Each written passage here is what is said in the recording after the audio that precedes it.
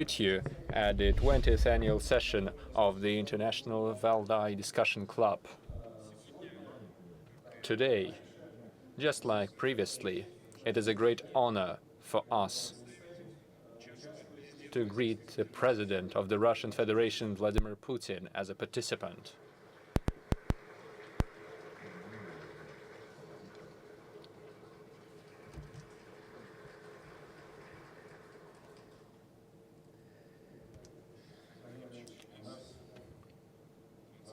Mr. Putin, this is the 20th session. Valdai's turned 19 years, but this is the 20th session. It happens. As we take a look at the archive footage of the Valdai sessions, it seems like a chronicle of a turbulent and changing time.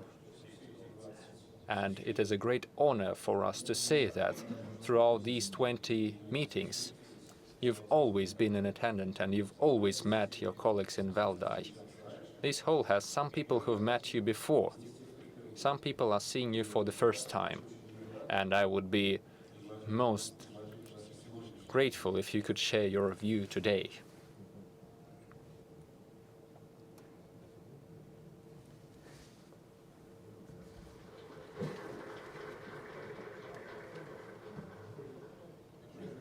Thank you very much. Distinguished participants of the plenary session, colleagues, ladies and gentlemen. I am glad to welcome all of you in Sochi at the anniversary session, as mentioned by our host, the 20th annual session of the International Discussion Club Valdai. Our, or rather your forum, brings together politicians and scientists, experts and public figures from numerous countries of the world. This once again confirms the high status of this intellectual platform. The discussions in Valdai always reflect the most important processes of the global politics of the 21st century in their entirety and complexity. I firmly believe we will see confirmation of that today. And in the previous days of your discussions, you've seen proof for that too. We are essentially faced with the challenge of building a new world. This is a defining phase, and the role and responsibility of the people like you, dear colleagues, the intellectual spheres, are very high. In the years of our work, both the club and the world have faced great changes. Historically, 20 years is not that long of a time period. However, when this period sees the breakup of the entire world order, the time seems to go quicker. And you may agree that in these 20 years, we've seen more events than could happen in many, many decades in any other era. These are quality changes that require the changes of the principles of the international relations. In the beginning of the 21st century, everyone hoped that the people and the countries have drawn their lessons from the disastrous ideological and military confrontation of the last century and realized its destructiveness and felt the fragility and the connectivity of our planet, and saw that the global problems of humanity require joint actions and a search for collective solutions, and egoism, self-centrism and disregard of the real challenges is a path to nowhere. Just like an attempt of the strong to impose their own views and interests. This should have been obvious for everyone, should have been, but turns out it was not. No. When we met for the first time at the club session almost 20 years ago, our country was reaching a new phase of its development. Russia had overcome a most serious and complicated period following the collapse of the USSR. We used all our energy and goodwill to get involved in the process of building a new, as we thought, more fair and just world order. Our country, thankfully, is capable of making its contribution, since we have something to offer to our friends and partners and the entire world. Unfortunately, our readiness to constructive cooperation was misunderstood by some as submission, as an agreement to the fact that the new world order would be built by those who proclaimed themselves as winners in the Cold War. They saw this as a recognition of the fact that Russia was ready to follow someone else's lead and follow someone else's interests rather than its own national interests. Throughout these years, we've been warning them. These approaches are not just a path to nowhere.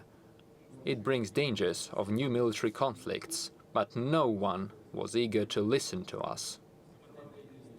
The arrogance of our so-called partners in the West, was simply off the scale. There's no other word for that.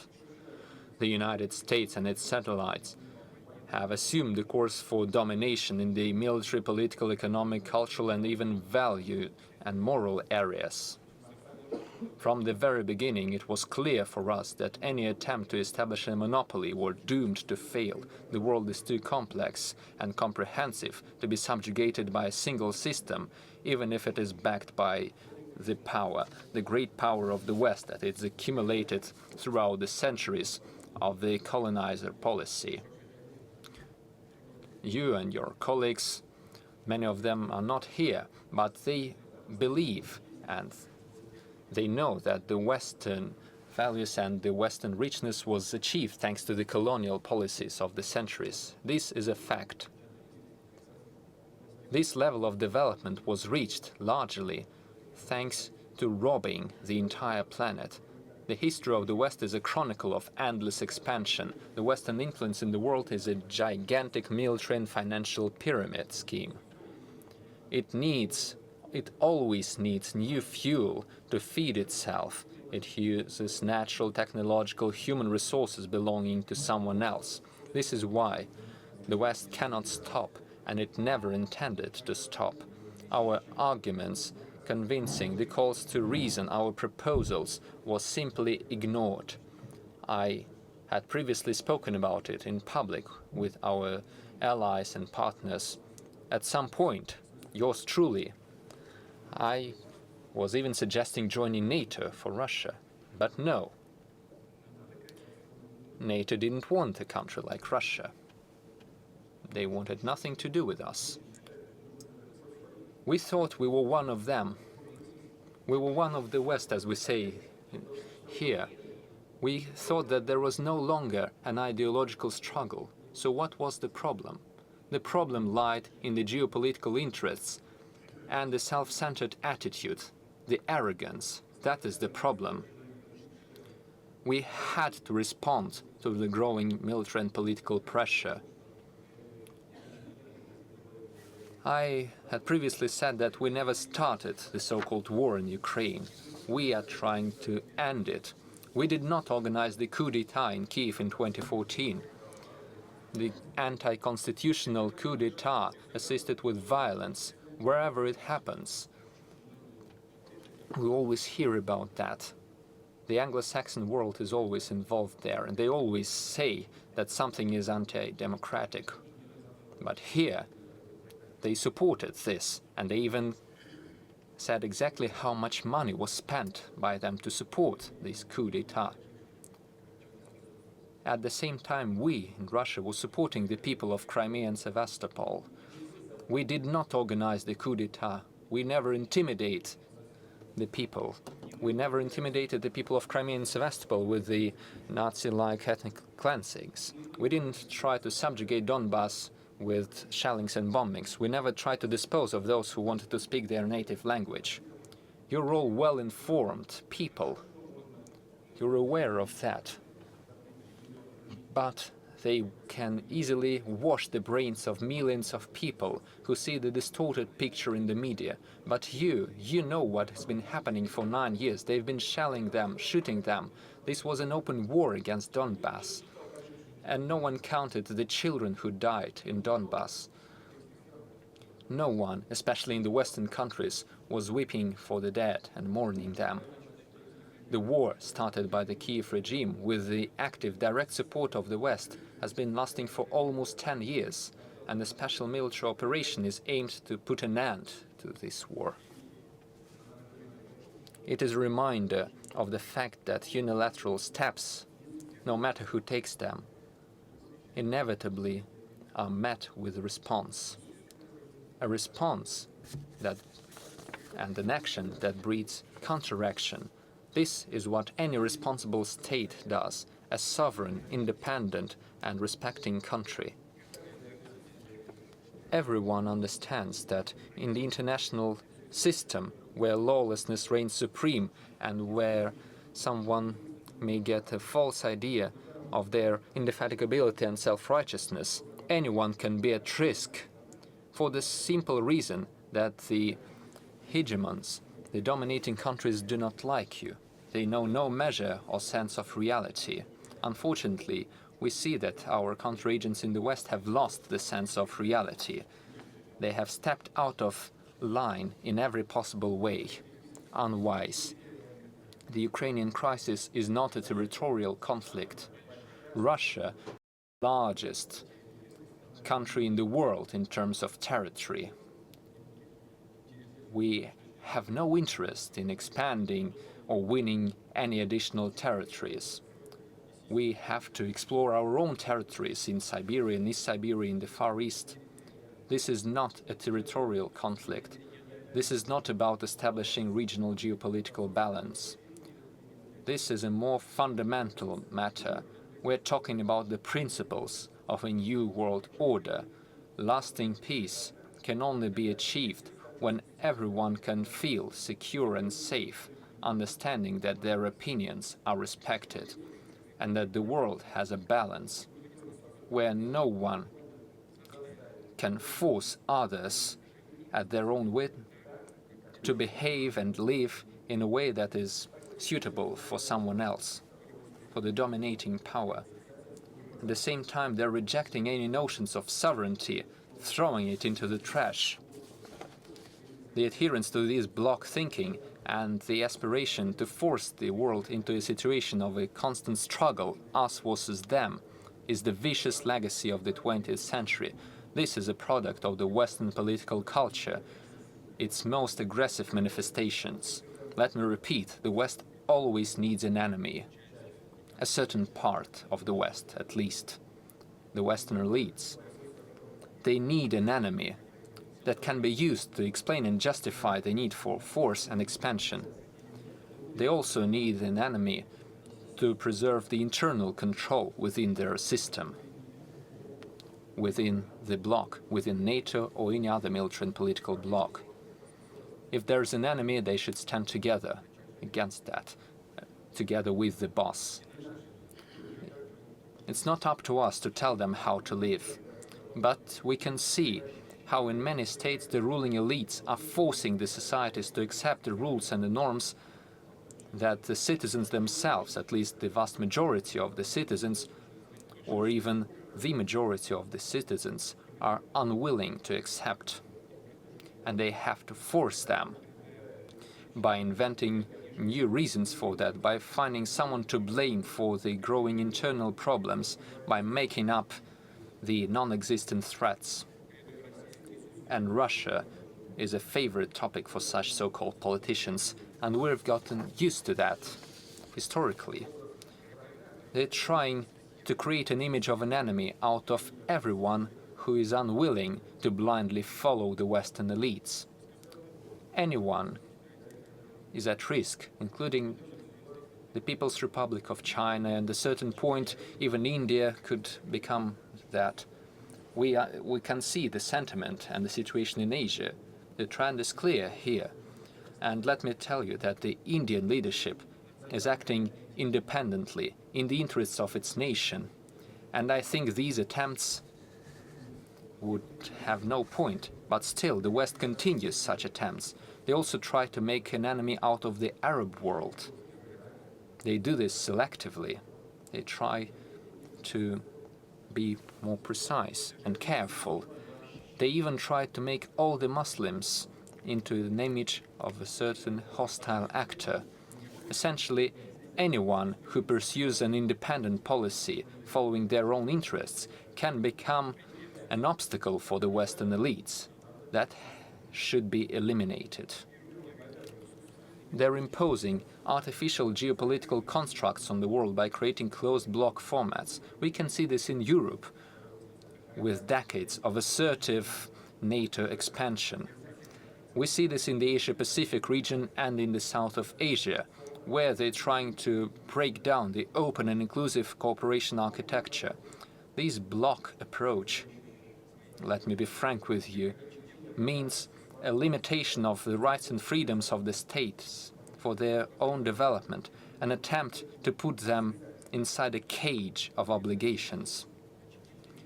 This is obvious.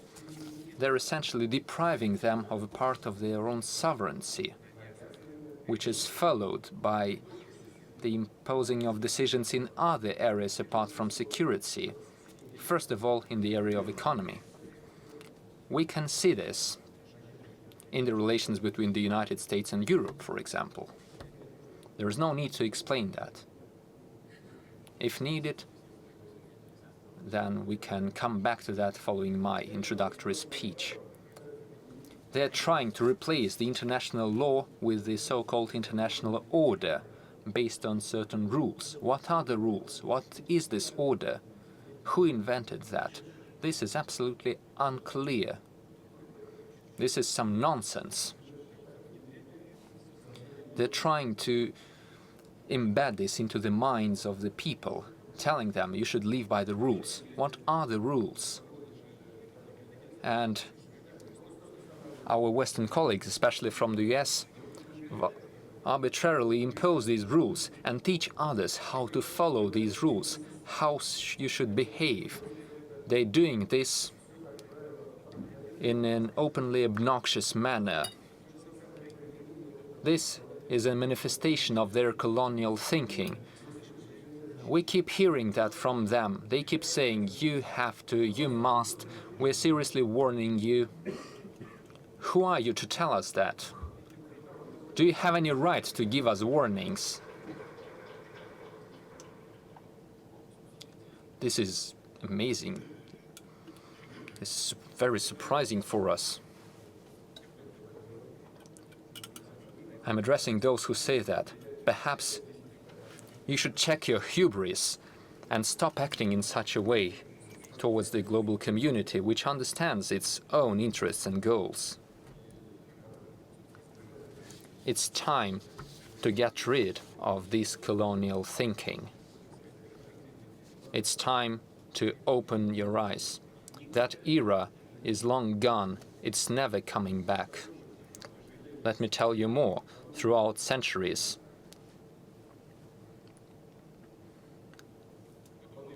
such actions and such behavior resulted in the repetition of large-scale wars.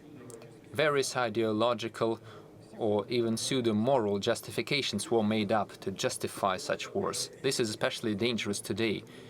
Humanity has the means capable of easily destroying the entire planet. There is a great manipulation of the minds, which leads to the loss of sense of reality. It's time to leave this vicious circle. We should find a way out. And I understand, dear friends and colleagues, this is why you're all here today at the Valdai Forum. The foreign policy concept of Russia adopted this year characterizes our country as a distinctive civilization state. And this wording clearly reflects our understanding of our development, as well as the main principles of the world order, and we hope that these principles will prevail. In our understanding, civilization is a comprehensive phenomenon with various interpretations. There used to be an openly colonial interpretation of a so-called civilized world, which serves as an example for everyone else. And everyone should follow these standards, these examples. And if you don't agree, you will be beaten into civilization by the enlightened masters. But these times, as I said, are long gone. And our understanding of civilization is absolutely different.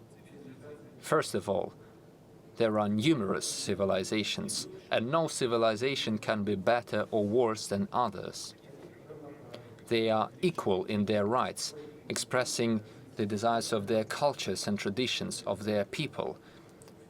And everyone has their own values. For me, these means the wishes and interests of my own people, and I am happy to be a part of it. The thinkers and philosophers of the world who follow the civilizational approach continue to reflect on the notion of civilization. This is a comprehensive phenomenon with many components. Not going too deep into the philosophy, I think these discussions are misplaced here. Let's try to discuss it in the context of our times. The main qualities and characteristics of a civilization state are diversity and self-sufficiency. These are the two main components. The modern world rejects any unification. Each state and society wants to choose their own development path based on the culture and traditions rooted in the geography, the historical experience, both past experience and modern experience, and the values of the people. This is a complex synthesis that results in the appearance of a distinctive civilization. Its non-uniformity and this diversity is the basis of sustainability and development. Разных культур, религий. Russia over the centuries has been formed as a country of various cultures, religions and nationalities. The Russian civilization cannot be narrowed down to one common denominator, and it cannot be divided because it exists in only its integrity, spiritual and cultural richness. Preserving solid unity of such state is a difficult task. Throughout centuries, we have faced serious ordeal, and we have always overcome it, at times at a high price. But we have always drawn lessons for the future, strengthening our national unity and the integrity of the Russian state. Today, this experience is truly invaluable. The world is an increasingly diverse place. Simple ways of governance and one-size-fits-all approach to which some states are accustomed cannot deal with complex processes. I would like to add specifically that truly efficient and solid state system cannot be imposed upon. It grows naturally out of civilizational roots of countries and peoples, and in this respect, Russia is an example of how it is being put into practice. The civilizational backbone is a necessary condition for the success in the modern world. Unfortunately, it is a chaotic world, a dangerous world that lost its focus. An increasing number of states come to this conclusion. They realize their own interests and needs, opportunities and limitations, their identity and the level of interconnection with the outer world. I'm positive that the world is moving not to the fragmentation into competing segments, not to a new bloc standoff, no matter how it is motivated, not to cold-hearted universalism of new globalization.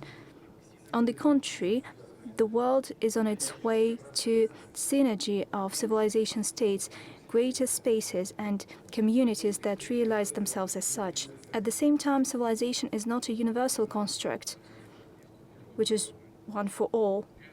That is not possible. Every one of them is different from another. Everyone is self-sufficient, and culture-wise, it draws its ideals and values in its own history and traditions. Self-respect is stemming from respect to others and by others, naturally. That is why civilization does not impose anything on anyone, but it does not allow anything to be imposed upon itself as well. If everybody sticks to this rule, this would ensure harmonious coexistence and creative interaction of all participants to international relations. And naturally, protection of one's own civilizational choice is a huge responsibility. It implies response to external encroachment, building about close and constructive interaction with other civilizational communities, and most importantly, maintaining internal stability and harmony, for we all see that the international environment, as I've already mentioned, is very unstable and aggressive, regrettably. And another thing, which is very important, one cannot betray one's own civilization. That is also the way that leads to general chaos. That is unnatural and, I would say, disgusting. For our part, we have always tried to come up with such solutions that would take into account the interests of everyone, but our interlocutors in the West looks like they forgot that there are such notions as reasonable self-restraint, compromise, and the readiness to concede something to achieve universal results that are acceptable to everyone. They are virtually obsessed by one thing: to have it their way at any cost, here and now. If that is their choice, we'll see what happens next. The irony of that is that tomorrow the situation might change, and that is the problem. For instance, internal political shifts could happen after the election. A country insists on something, it pushes for some actions of its own, and tomorrow some political domestic changes happen, and with the same vigor and obtrusiveness, they shove something else, at times the exact opposite. And the brightest example here is the Iranian nuclear deal. One administration pushed for one solution, the next came, and they had a U-turn. How can we work in these conditions? Where are the guidelines? What should we beg for? Where are the guarantees? Are these the kind of rules that we were told about? That is nonsense. Why is it all happening? And why nobody has any problem with that? That is because the strategic thinking gave way to short-term vested interests, not of countries, but of the groups of influence that change each other. Hence, by former Cold War standards, we see unbelievable, reckless behavior of political elites that forgot their fear and shame and believed that they are righteous. Civilizational approach confronts such trends because it is underpinned by fundamental long-term interests of states and people, the interests that are defined not by immediate ideological state of affairs, but by the whole wealth of historical experience, the legacy of the past that underpins the vision of harmonious future. If everybody is guided by this, I believe that conflicts in the world will become less numerous and the ways to resolve them would become much more rational, because every civilization respects, as I've already said, other civilizations. It does not try to change anyone in line with its own vision. Dear friends, I read the report prepared by the Valdai Club to the current session with interest. It says that today everybody tries to understand and imagine the image of the future. That is only too natural and understandable, especially for the intellectuals, in the age of drastic change, when the ordinary way of life is breaking to pieces. It is crucial to realize where we're headed and what we want to achieve. And naturally, the future is created today, before our very eyes and with our hands. Certainly, when we're talking about such momentous, difficult, complicated processes, it is hard to predict the results, or even impossible. No matter what we do, life will naturally make its adjustments. But at least we need to realize what we're aspiring for, what we want to achieve. And Russia has this understanding. 1. We want to live in an open, interconnected world where no one would never try to build artificial barriers to the communication between people, their creative self-fulfillment and prosperity. It should be a barrier-free environment. That's what we should aspire for. 2, we want the diversity of the world not only to be preserved, but to be a foundation for the universal development, imposing to any state or people how they should live, how they should feel, should be banned. Only true cultural and civilizational diversity can ensure the well-being of people and the balance of interest. 3, we stand for broadest representation. No one has the right to rule the world for others or on behalf of others. The world of future is the world of collective decisions taken at the level where they are best efficient and by those stakeholders who truly can make a significant contribution to addressing a specific problem. It's not that one decides for everyone or that everyone decides on everything, but those who are directly involved in one matter or another should agree on what should be done and how. 5, we stand for universal security and solid peace, building upon respect for interests of everyone, from great big states to small states. The most important thing is to make international relations free from bloc approach and the legacy of colonial age. For decades, we have been talking about indivisible security, that it is impossible to ensure security of one at the expense of security of others. Indeed, harmony in this area can be achieved. One can simply need to cast aside this pride and stop considering others as second-rate partners or outcasts or cavemen. 5, we stand for justice for everyone. The age of exploiting anybody, as I've already said twice, is a thing of the past. Countries and peoples clearly realize their interests and opportunities. They are ready to rely on themselves, and this makes them stronger. Everybody should enjoy access to the benefits of modern developments, and attempts to limit it to any country or people should be considered as an act of aggression. Just like that. 6, we stand for equality. For differing capacities of various countries. That is an objective fact, but equally objective is that nobody is ready to obey anymore, to subjugate one's interests and needs to anybody else who's more strong or rich. And that is not just a natural state of international community, that is the essence of the historical experience of humanity. These are the principles that we want to abide by, and we invite our friend and colleagues to join us here. Dear colleagues, Russia has always been and will be one of the pillars of international system that is ready for constructive interaction with everyone, for those who aspire to peace and prosperity, who is ready to strictly oppose those who embrace the principles of dictate and violence. We are confident that pragmatism and common sense will gain the upper hand, and the multipolar world would be enrooted.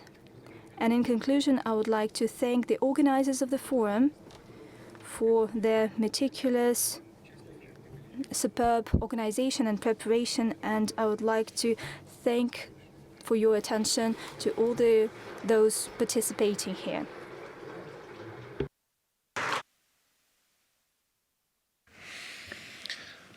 Владимир Владимирович, большое спасибо за такую. Mr. Putin, thank you very much for this detailed speech on the fundamental matters. It is true that the Valdai Club and many other platforms are all trying to understand the frameworks that would come to replace those that don't work anymore. So far, we didn't have much success. We do not quite understand what is going to come. And your speech was, I think, one of the first attempts to formulate the principles for the future. And as a follow-up to your speech, I would like to come back to the part on the civilization and civilizational approaches. Back in the day, a long time ago, you said one phrase, a memorable one, that Russia's borders have no frontier, no end. If Russia has no frontier, then the Russian civilization has even less frontiers. What is your interpretation of the borders and frontiers of Russia? You know, I said this for the first time talking with one of the former United States presidents in Agorova, in my residence. I was saying this jokingly, of course, as we were looking at the map of the Russian Federation. We all know, and I repeat, that Russia is still the world's largest country in terms of territory. But speaking more seriously, first of all, we're talking about this civilizationally, since there are numerous Russian compatriots in the world. The Russian world is a global phenomenon, and the Russian language is one of the official languages of the United Nations. We had a meeting with the Latin American parliamentarians, and we learned that there are 300,000 Russian compatriots in Latin America. There are many compatriots in all the other regions, in Asia, in Africa, in North America, everywhere. Speaking more seriously, in a civilizational sense, of course there are no borders for Russia, just like there are no civilizations for, or no borders for any other civilizations like India and China. Take a look how many Chinese people are living all over the world, or how many Indians are living all over the world. They all interact with each other, and it is good if this interaction goes in a friendly nature and contributes to our common goals. So civilization is not about the people, it is not about territory, it is about the people. Yes, it's about the people. I anticipate numerous questions about Ukraine, and our actions in Donbass are first of all dictated by the protection of the people. This is the sense of our actions. In this case, could you characterize the special military operation as a conflict of civilizations? You said this is not a territorial conflict. Well, first of all, I am not sure what civilization is protected by those on the other side of the front line. However, we are protecting our traditions, our culture, and our people. All right. If we've started the topic of Ukraine, today in Spain there is a large-scale event of the European Union, and Vladimir Zelensky and a number of other important persons are attending that, and they are discussing the matter of support for Ukraine and its continuation. You know that there has been a certain pause in the United States due to the crisis in the Congress. So Europe, I think, is feeling that they would have to take the bulk of the financement of Ukraine. Do you believe Europe can handle that, and what can we expect? We are expecting to see any manifestation of common sense. Of course, they can deal with that. I don't see any problem in expanding the production or increasing the financial aid for the war to prolong this conflict. Sure, they also have problems. I think this audience can clearly understand these problems that they're facing. There's been a certain pause in the United States of a quite technical nature, of a political and technical nature, I would say. But essentially, they have certain problems with the budget. They have a large debt, they have to balance the budget. So they are trying to find ways to balance it. Either they have to restrict the weapon supplies to Ukraine and decrease the expenditure, or they have to cut the social expenditure. No one's willing to cut the social expenditure, especially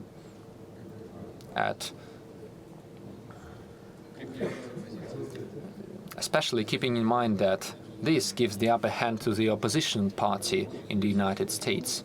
That's it. In the end, I think they will find, or rather print, the money. In the post-COVID period, they've already printed about $9.5 trillion.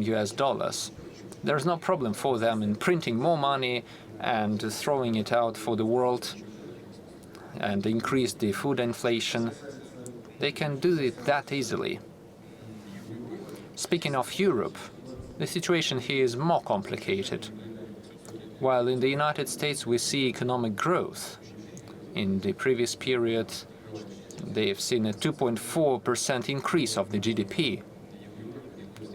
In Europe, things are much worse. In the year 2021, the economic growth was 4.9% of the GDP. This year it would only be 0.5%, only thanks to the countries of the European South, Italy and Spain, which are showing slight growth of the economy. Yesterday we were talking to our experts about that, and I even think that the growth in Italy and Spain is first of all related to the increase of the property prices and a certain rise in the tourism sector. But the major European economies are stagnating. All the industries are going down. Germany is minus 0.1, in the Baltics have -2 or even -3%. Estonia has -3% of growth.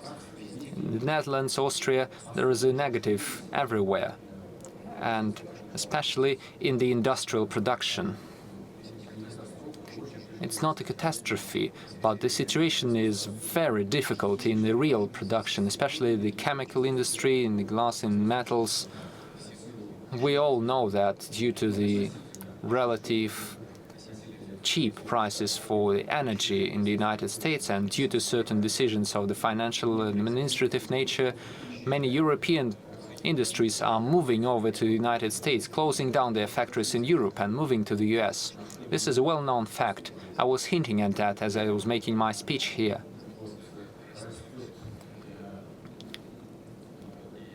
Also, there is a growing load for the population of the European countries. This is also obvious. This is according to the data of the European statistics. The quality of life is dropping. In the recent months, there has been a zero, or rather minus 1.5% in the quality of life. Is Europe capable of that? Yes, it is. How can it do that? It can do that by continuing to damage its own economy and the quality of life of the citizens of the European states. Well, our budget is also suffering. Are we managing that? Yes, we are. And I have reasons to believe that we will keep managing with that. In the third quarter of this year, we've been a deficit of over 660 billion rubles in our budget. This is the first point. And secondly, by the end of the year, we will see a certain deficit in the budget of about 1%.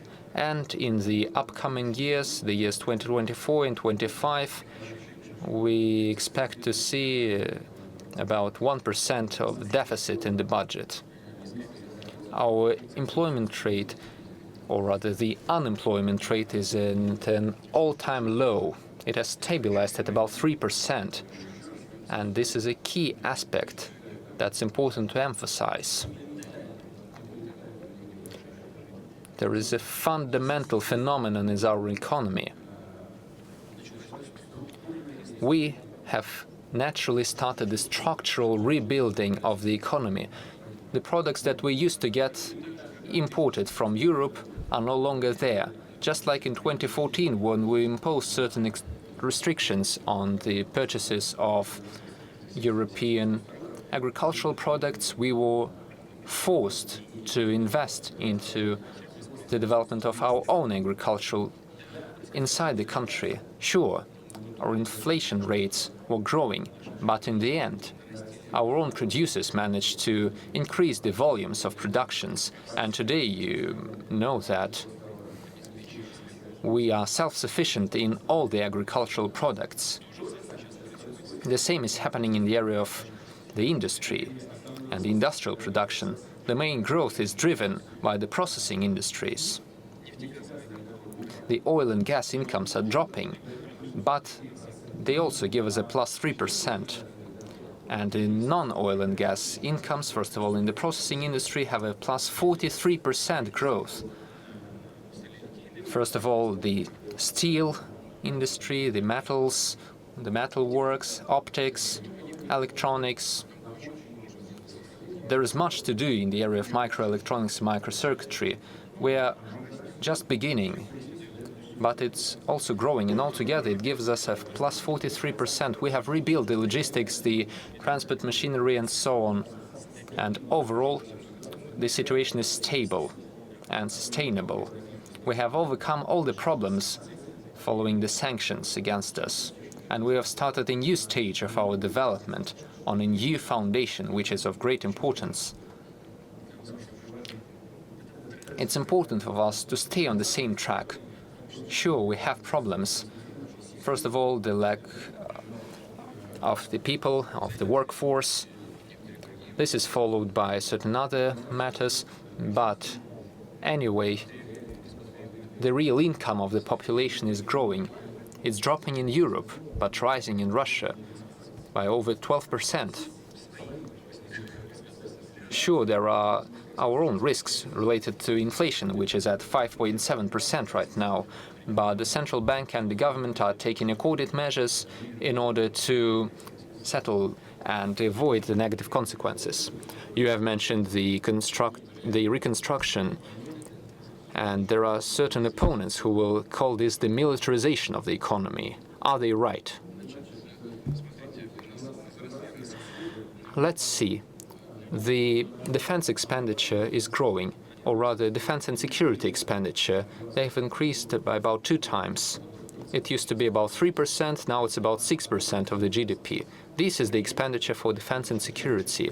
But at the same time, let me emphasize and repeat, we have seen over 660 billion rubles of profit in the budget in the 3rd quarter. At the end of the year, we will only have a 1% deficit in the budget. This is quite a healthy budget and a healthy economy. So, saying that we are spending too much on the guns and forgetting about oil, this would be wrong. Let me emphasize, all the previous plans for development and for achieving our strategic goals and all the social obligations of the state to the population are fully complied with and achieved. Thank you. This is great news. Mr. Putin, apart from the conflict in Ukraine, which we will come back today to, in the recent weeks, we've seen events in the South Caucasus. The President of the European Council, Charles Michel, yesterday gave an interview saying that Russia had betrayed the people of Armenia. Who said that? Charles Michel, the President of the European Council. Well, you know, as we say, it's not up to them to talk about that.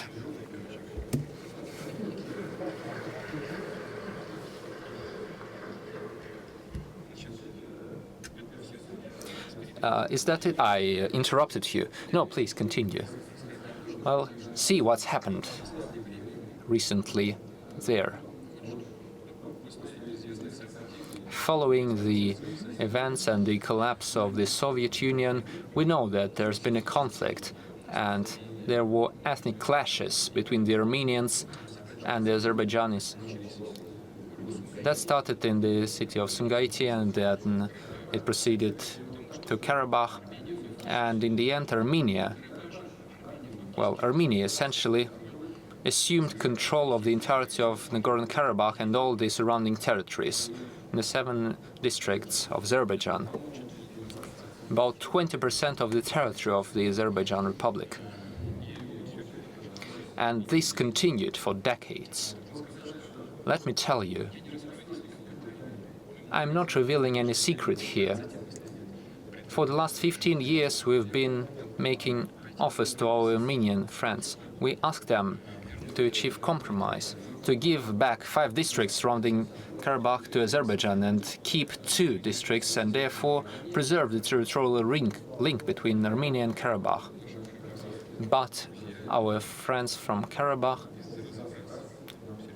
time and again, were saying no, this would create certain threats for us.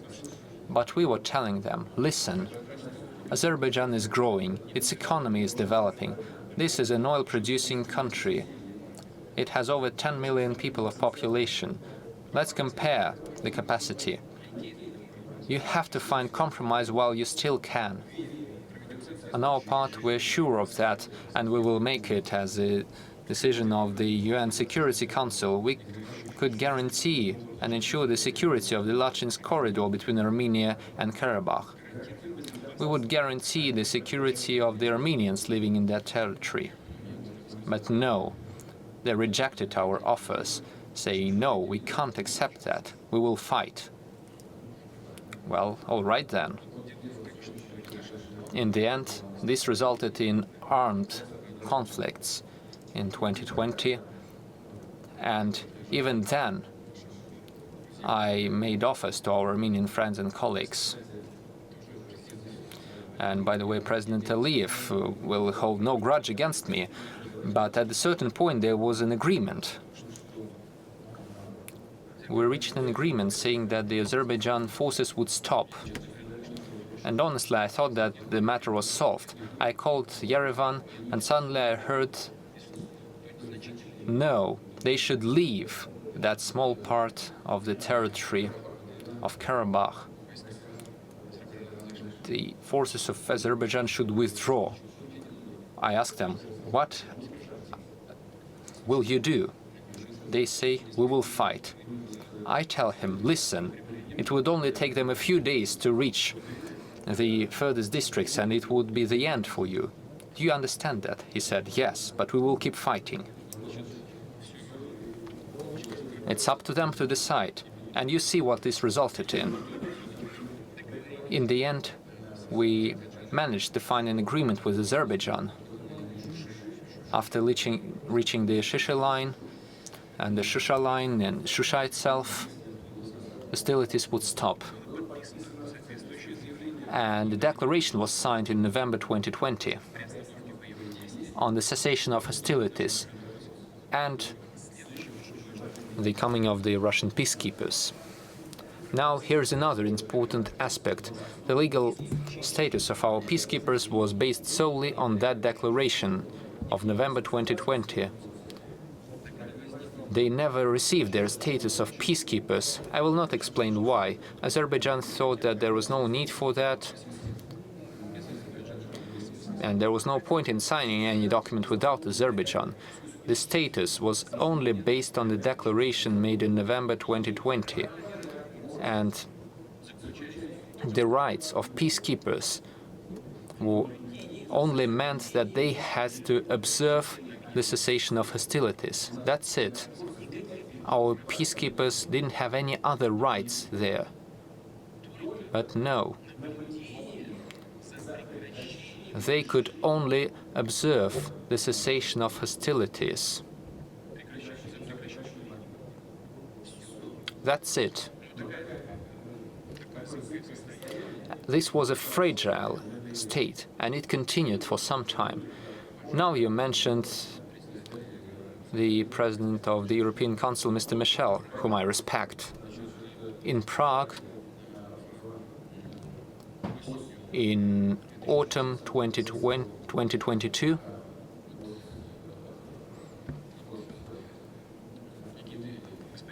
under the aegis of Mr. Michel, and then French President Macron and the German Chancellor Scholz, the leaders of Armenia and Azerbaijan came together. And they sent a statement there, you see? A statement that implies that Armenia recognized Karabakh as part of the Republic of Azerbaijan. Moreover, the heads of the delegation, the leader of Armenia, directly called the territory of Azerbaijan. They named the exact square meters. That includes Karabakh, and they highlighted that they recognized the sovereignty of Azerbaijan in the framework of the Azerbaijani Soviet Republic that was part of the USSR back in the day. As you know, the Azerbaijani Soviet Republic included Karabakh. Basically, that means that the key question has been answered, namely the status of Karabakh. When Karabakh declared its independence, nobody recognized this independence, even Armenia. To be honest, that is quite odd to me. Nevertheless, this was their decision not to recognize the independence of Karabakh. But here in Prague, they recognized that Karabakh was part of Azerbaijan. And after that, in early 2023, they reiterated that at the similar meeting in Brussels. You see, between me and you, but maybe that is a big group for that, saying, by the way, we were not informed about that. I personally learned it from the media reports.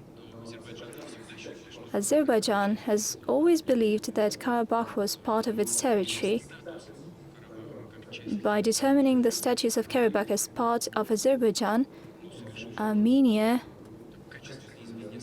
made a qualitative change in its position.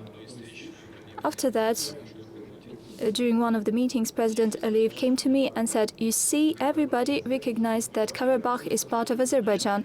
Your peacekeepers are deployed in our territory. You see, even the status of our peacekeepers has been drastically changed once Karabakh was determined as part of Azerbaijan. And he said, your military is in our territory. Now let us reach an agreement on their status on a bilateral basis. Prime Minister Pashinyan reaffirmed, yes, indeed, you need to strike a bilateral agreement. That means that the Karabakh is gone. One can say anything about its status, but this was the key issue. The status of Karabakh. Everything turned around it over the past decades. When, how, who will determine its status. And at the end of the day, Armenia made a decision, and Karabakh is a part of Azerbaijan. That is the position of modern Armenian state. What shall we do with that? Everything that happened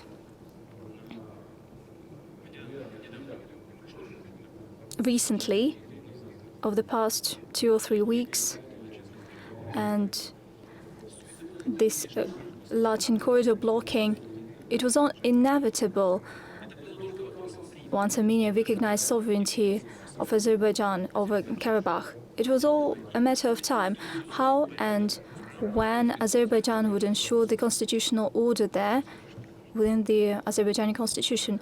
What can we say about that? How can we respond to that? Armenia recognized it. What should we do? Should we say we do not recognize it? That is nonsense. That is gibberish. I will not tell it. I believe that is not. It wouldn't be a right thing to tell you about the details of our discussion. But what happened over the past days or weeks, that was inevitable. It was an inevitable consequence of what was done in Prague and in Brussels. That is why Mr. Michel and his colleagues should have thought when, apparently, what we should ask about them, when they persuaded, convinced the Prime Minister of Armenia, Mr. Pashinyan, behind closed doors to make such a step, they should have thought together about the fate of the Armenians in Karabakh. They should have written something down. What is expected from this situation in terms of Armenians? Some kind of an order of the Karabakh integration into the state of Azerbaijan, some kind of an order that would ensure their security and rights. But nothing is stipulated there. Only a statement that Karabakh is part of Azerbaijan. That's it. What should we do in this case? If Armenia decided in that way, what should we do about that? What have we been doing? We used everything at our disposal in legal terms in order to ensure the humanitarian component. As you know, people have died, Russians have died there, defending the Armenians in Karabakh. I'm talking about our peacekeepers. We have provided humanitarian assistance to them as well as medical assistance. We have ensured their crossing. their exit from Nagorno-Karabakh. But if we get back to our European colleagues, so to speak, they should have at least sent the humanitarian assistance to those destitute people who had to flee their homes in Nagorno-Karabakh. I think that they will do that. But in general, frankly speaking, they should have thought about their future in the long run. Is Russia ready to support these people? As I've just said, we have been supporting them. I'm talking about those who left. People have died defending them. They covered them behind their heads and they provided humanitarian assistance. All the refugees came to our peacekeepers, thousands of them. They came to these peacekeeping facilities. These were mainly women and children. But certainly we're ready to provide assistance. Armenia remains our ally. And if there are some humanitarian issues, and there are humanitarian issues, certainly we are ready to discuss them and we are ready to provide assistance and aid to these people. That goes without saying. I'm just saying how the events developed in a nutshell. Mr. President, another detail in this regard. Currently the Azerbaijani authorities are cleansing everyone who was at the service in Nagorno-Karabakh. This includes people that are well known in Russia. Ruben Vardanyan, well, he abandoned Russian citizenship. Vardanyan. Maybe we can show some mercy to him.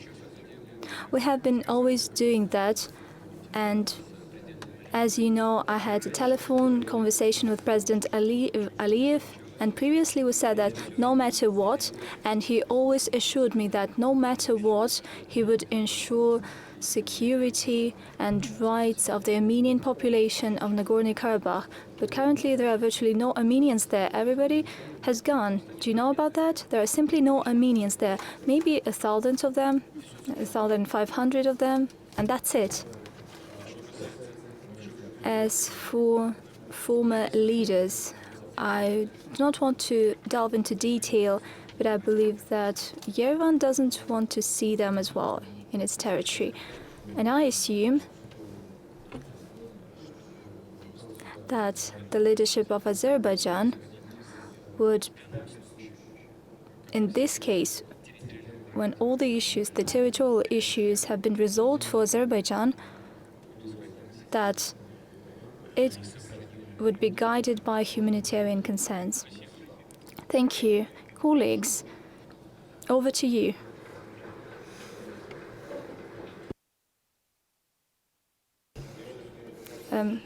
Is there anyone that wants to ask a question? Fan Shaoli, Professor Fan Shaoli, one of our veterans.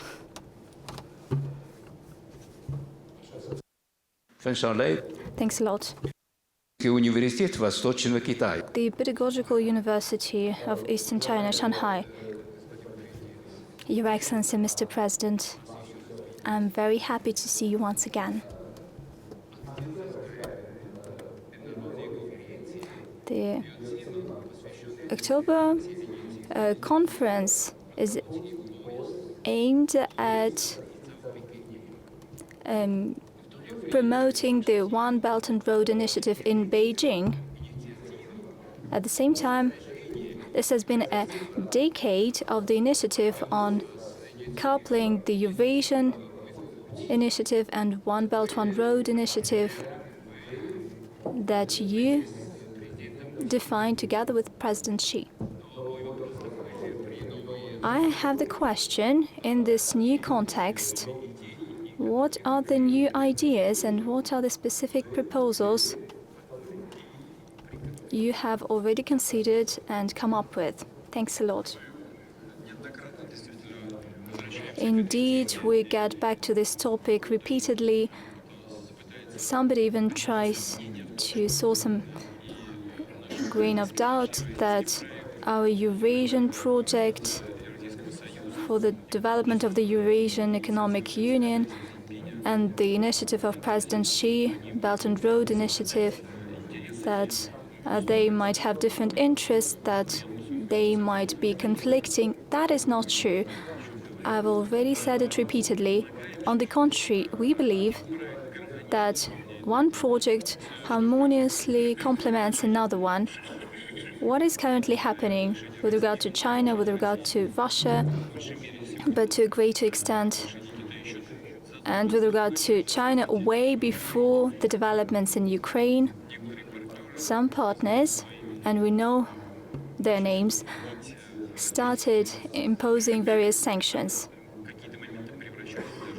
And at times it all turned into some kind of a trade war between China and the US. Restrictions were imposed, including the ones that had to do with logistics. It is in our interest to ensure new logistic routes, and that is also in Chinese interest. There's been a growth in trade. We are currently talking about south and north corridors. China is developing certain routes through Central Asian states. It is in our interest to support that. We are building the relevant car and railroads. And that is the subject of our negotiations. That's the first thing. Secondly, it is all complemented by the real production sector. We have been supplying the necessary goods to the People's Republic of China. China supplies necessary goods to us, and hence we are building such chains, logistic, industrial chains, that naturally fit into the goals set by the President Xi for the Chinese economy. It also fits our goals of developing our economy in the modern world, as well as developing partner relations with other countries. This fits organically, and that is only natural. I would not list any specific projects. There are enough of them, including between Russia and China. You know that we built a bridge. We have other logistic plans. We have been developing relations, as I've already mentioned, in real production.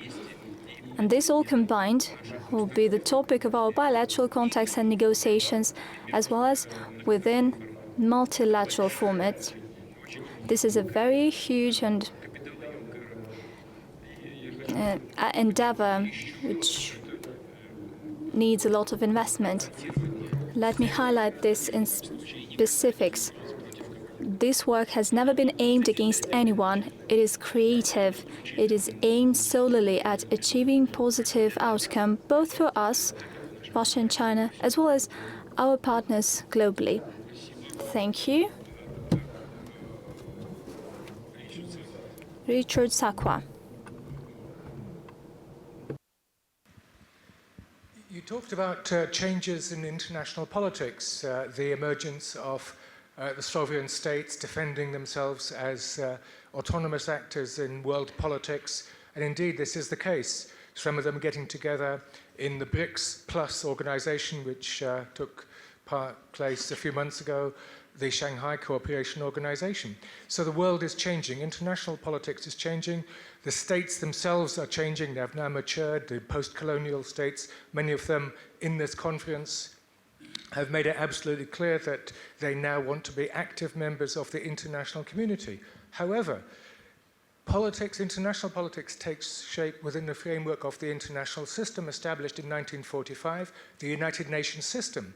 Now, do you see an emerging contradiction between the changes in international politics and the, if you like, the paralysis of the United Nations system, international law, and all of that? And how can Russia help to overcome and make the United Nations work better, and for the contradictions in international politics to find a sort of a more peaceful and developmental path into the future? Thank you.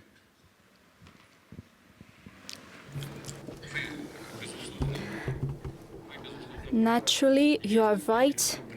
There is indeed a certain contradiction between the framework that was established by the countries, the winners in the Great World War II in 1945, and the changing conditions in the world as of now. The situation was different in 1945 as compared to the world today. Certainly,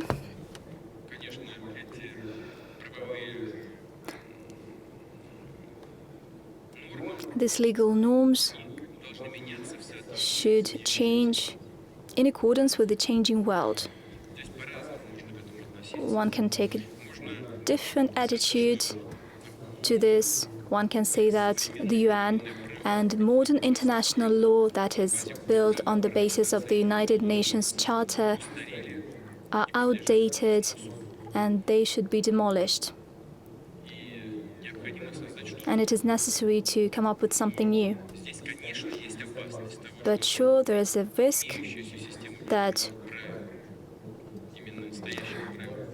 when it comes to these existing rules, the international system built on UN Charter, we will destroy that and we will not create anything new, and the chaos would emerge. Indeed, it is already happening, but if we put the UN Charter to trash and not replace it with anything, chaos is inevitable and it could lead to serious repercussions. That is why I believe that we need to opt for changing the international law in line with the requirements and demands of today and in accordance with the changes in the situation in the world.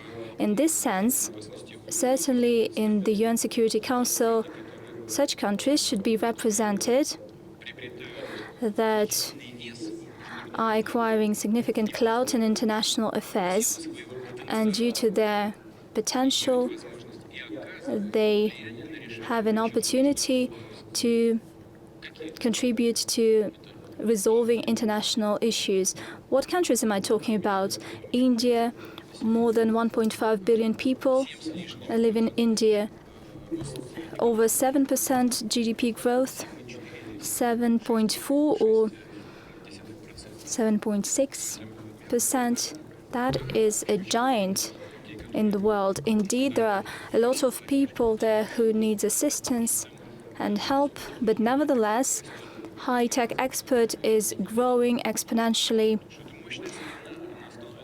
It is a grand power. It is becoming more stronger with every passing year with the leadership, under the leadership of Prime Minister Modi. Take Brazil in Latin America, big population and big cloud. South Africa, how can we not take into account their influence in the world? That means that their clout in decision-making in international agenda should also grow. But certainly it should be done in such a way as to strike a consensus in these changes. It is a very complicated matter. It should not destroy the current international regime. It is a very complicated matter, but I believe that we should move towards this. You believe that existing international legal regime is still existing. It has not been destroyed. Well, it has not been destroyed completely, that's for sure. Let us recall the first years of the UN, how the Soviet foreign minister was called Mr. Gromyko. He was called Mr. No. Why? Because there were a lot of contradictions. And the Soviet Union often used its right to veto. But it was important and it prevented conflicts. In our modern history, all too often we heard from Western leaders that the UN system has been outdated, it does not meet the needs of today. And especially it was said during the Yugoslavia crisis, without any Security Council sanction, the US and its allies started bombing Belgrade. They were ruthlessly bombing it. They even hit the embassy of the People's Republic of China. Where was international law back then? They said no. They didn't need that international law. It was outdated because they wanted to act with impunity, with disregard of international law. And when Russia started taking certain actions, they said, whoa, what's happening? Russia is violating international law and the UN Charter. Unfortunately, there have always been attempts to use international law for their own benefit. Is that good or bad? That's very bad. But it's something that exists and that can be used as a guide. I'm only concerned that if we completely destroy that, we would have no guidelines at all. I think we should gradually change instead, but this has to be done. There is no doubt that world has changed. Thank you. Sergei Karganov, please. Mr. Putin, I'm one of the veterans and one of the founders of the club. And I'm filled with joy celebrating the 20th anniversary. Sure, old people always say that it used to be better, but I can tell you that now it's better. It's more interesting and more emotional. Thank you very much for the participation. Well, speaking of more fun, I think that's not really the right word for that. Well, I wouldn't say fun. Well, it's not really fun for me, I must say.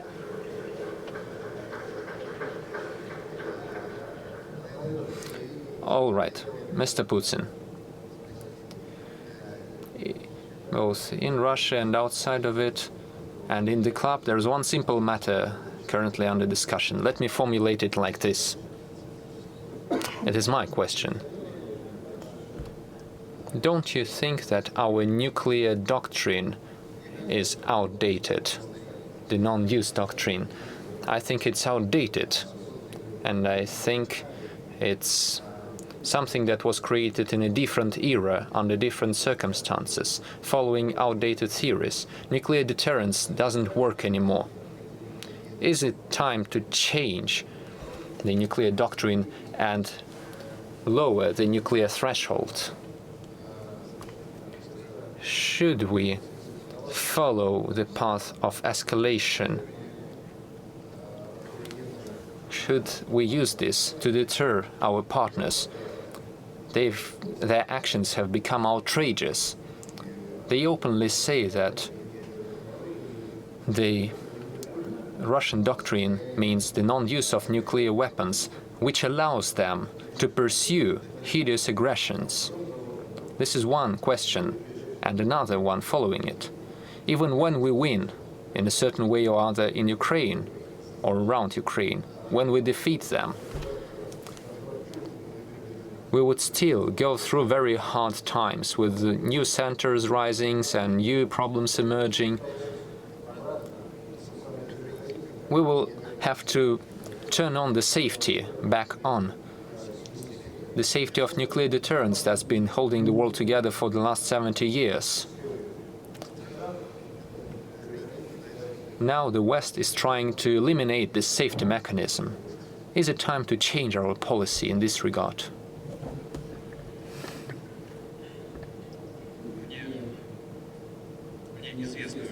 I am well aware of your position.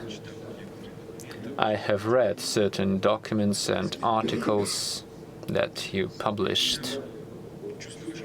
I can understand your sentiment.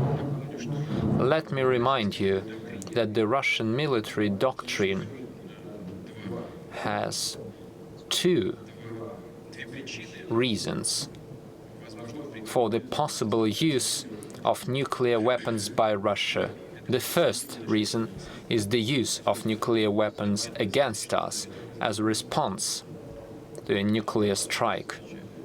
As a retaliation, this means that if a nuke is launched, our system detects the launch. We see the fact that they're aimed at the Russian Federation territory. It takes mere seconds for that to happen. And as we get the information that there is a nuke incoming against Russia, we can respond to that aggression. And let me assure you that today a response is absolutely unacceptable for any potential aggressor. Wherever the nuclear missile is launched from any point of the Earth or any territory of the ocean or land, there is such a number. There are hundreds of Russian missiles coming in retaliation that no opponent has any chance of survival. In several directions at once. Now, the second reason for the possible use of nuclear weapons in the doctrine is the threat to the existence of the Russian state, even if ordinary weapons are used, if the existence of Russia is threatened. These are the two possible reasons for the use of such weapons that you mentioned. Do we need to change that? Why? Everything can be changed, but I see no point in doing that. There is no situation here. For example, today, there is no situation when something could threaten the existence of the Russian state. And I think no reasonable and sane person would seriously consider the use of nuclear weapons against Russia. Nevertheless, your point of view and the views of other experts and the opinions of the patriotic people who are very concerned by what's happening in and around the country, who are very concerned with what's happening at the contact line in the Ukrainian front. I understand that, sure. We are mindful and respectful of your point of view, but I see no need to do that. There is no need to change our concept. The potential adversaries are well aware of our capacities. On the other hand, for example, I hear certain calls to start and resume nuclear tests. Here is what I can tell them. The United States have signed the relevant international document, an agreement on the prohibition of nuclear tests. And Russia signed this treaty as well and ratified it too, while the United States signed it but never ratified it. So now we have almost finished working on the modern types of strategic weaponry that I mentioned previously, that I announced several years ago. We've gone through the final tests, the successful tests of the Burevestnik long-range missile carrying with a nuclear engine. We have almost finished working on the super heavy Sarmat missile. So now there are only certain legal and bureaucratic procedures left. And then we can proceed to the mass production of them. And this is coming very soon.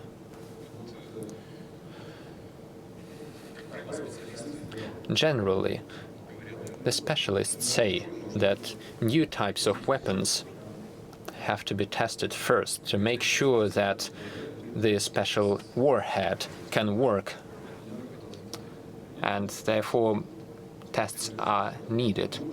But I am not ready to say whether such tests are really needed or not. What I can tell you is that regarding the United States, which has signed but never ratified the nuclear test ban treaty, I would say that we can act in a similar manner as they act. This is a question for our parliamentarians. In theory, we can recall the ratification, and that would be enough, I think. All right, the West has certain sentiments, and some are saying in the West that the active support for Ukraine is justified by the fact that Russia hasn't been responding enough to the escalation started by the West. Well, I'm not sure if that's true. Since the beginning of the so-called counteroffensive, according to the latest data, started from the 4th of July, the Ukrainian forces have already lost over 90,000 people. These are the people killed in action. 557 tanks and 900 tanks and armed vehicles of various classes. Is it convincing or not? We have our own understanding of how things are proceeding. We understand what has to be done, where we need to work more. We are proceeding to achieve our goals, and I am sure that we will achieve that, and we will carry out all the tasks that we have set forward. Thank you. Radican side, please. President Putin, thank you very much for another really well-informed, I would say, historically very instructive and thought-provoking talk. So it's, as always, very impressive and a privilege to hear it. I have a question and also a personal appeal. My question is about the country I come from, Canada. As you know, the Canadian Parliament has just made itself a laughingstock of the world by applauding a Ukrainian Nazi, a veteran Nazi, in Parliament. There were over 440 members of Parliament, none of whom asked, is this the right thing to do? As you know, Prime Minister Trudeau has apologized, I believe, twice. The Speaker of Parliament has resigned. And it really, to me, shows the extent to which the Western position, of which Canada is a kind of leading edge, has become so based on hubristic notions, ignorant hubristic notions, that these people have forgotten how much Russia has done for the defeat of Nazism. They have forgotten that had it not been for Russian contribution, the Second World War may not have been won, and Russia contributed to that victory with 30 million lives lost. This is a staggering figure that one cannot even imagine. So I wonder if you would please comment on that. How do you think about this? And then my personal appeal is about something I feel very strongly about. So first of all, let me just say, please pardon me if I misspeak anything.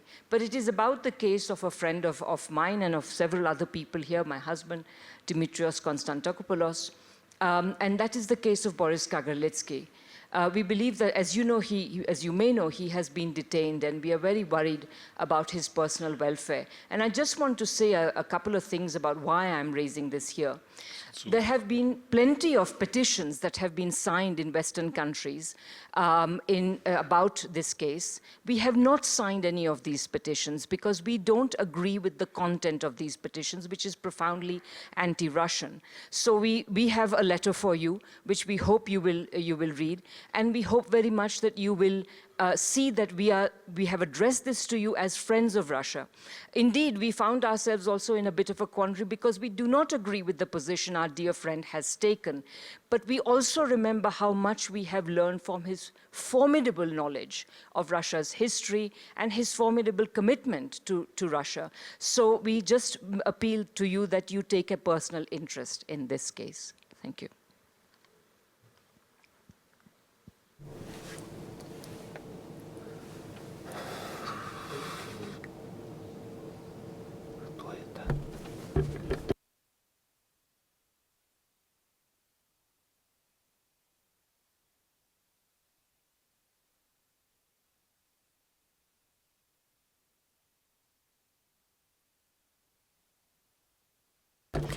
You know, I haven't gone into the personal details on Mr. Kagarlitsky, but sure, I will take your letter. I will read that and I will react to that, I promise. Speaking of your question, well, we never agreed with you to that question, but I was expecting that. I'll be honest with you, I was expecting a question like that. Moreover, I have information on what's happened. And this is not an ordinary event for us. Let me remind you that the division where that Ukrainian Nazi was serving was created by the Hitler command on the 28th of April 1943.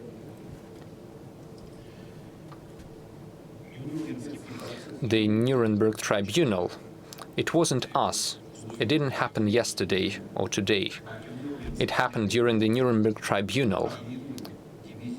It declared the Galician SS division where this Ukrainian Nazi was serving as a criminal division responsible for genocide of Jews, Poles, and other civilians. This was ruled by the International Nuremberg Tribunal. Let me remind you that this decision was made by the independent prosecutors and judges, by the judges in the end, based on the data provided by the prosecutors of various countries. This is a criminal organization.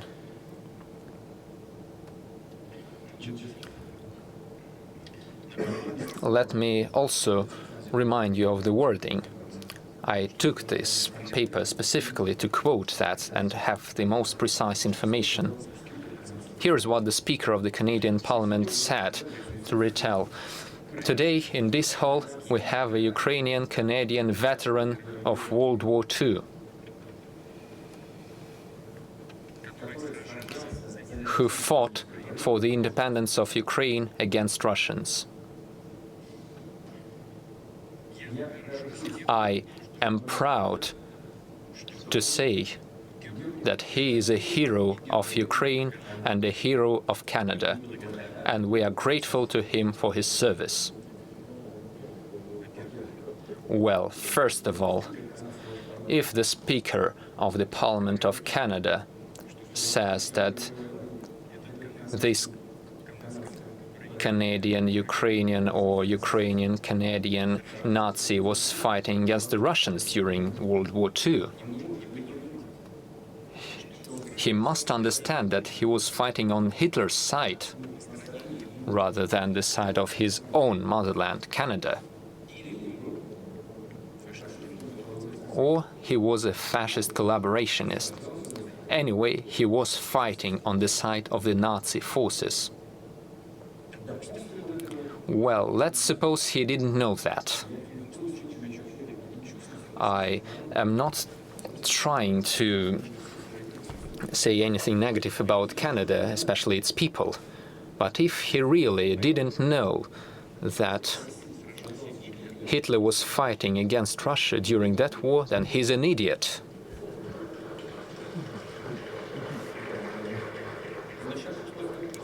Well, perhaps he didn't go to school at all, and he didn't have any knowledge.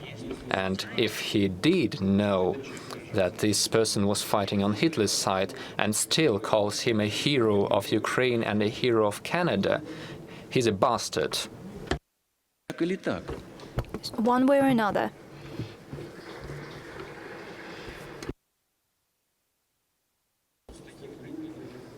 And this is the kind of people that we have to deal with. These are our opponents today in certain Western countries. What is also important here, in my view, the Speaker of the Canadian Parliament said he was fighting against Russians. And today he continues to support, and I quote, he continues to support Ukrainian troops that fight against Russians. Basically, he put on the same desk the Hitler henchmen, the SS troops, and the current Ukrainian military units that are fighting against Russians. They made them even. He made them even. That only confirms the fact that one of our goals in Ukraine is denazification. That means that there are Nazis there. This Nazification of Ukraine does exist, and our common goal, I believe that is a common goal, is to ensure the denazification. And of course, what is absolutely disgraceful is that everybody gave him a round of applause to this Nazist, especially the Ukrainian president, who has Jewish blood. He is an ethnic Jew, and he is standing and applauding a Nazist. He's not just a follower, ideology-wise, of Nazism, but he is a person who personally destroyed the Jewish people. He was personally destroying them because the German fascists created this SS Galicia division in order to destroy civilians first and foremost. And the decisions of the Nuremberg trials stipulates that they are to blame for genocide of Jews, of Poles. 150,000 Poles were destroyed approximately. Russians, and as for Roma, nobody counted them. They were not even considered human. 1.5 million people were destroyed in Ukraine. Just come to think of it. Hasn't that happened?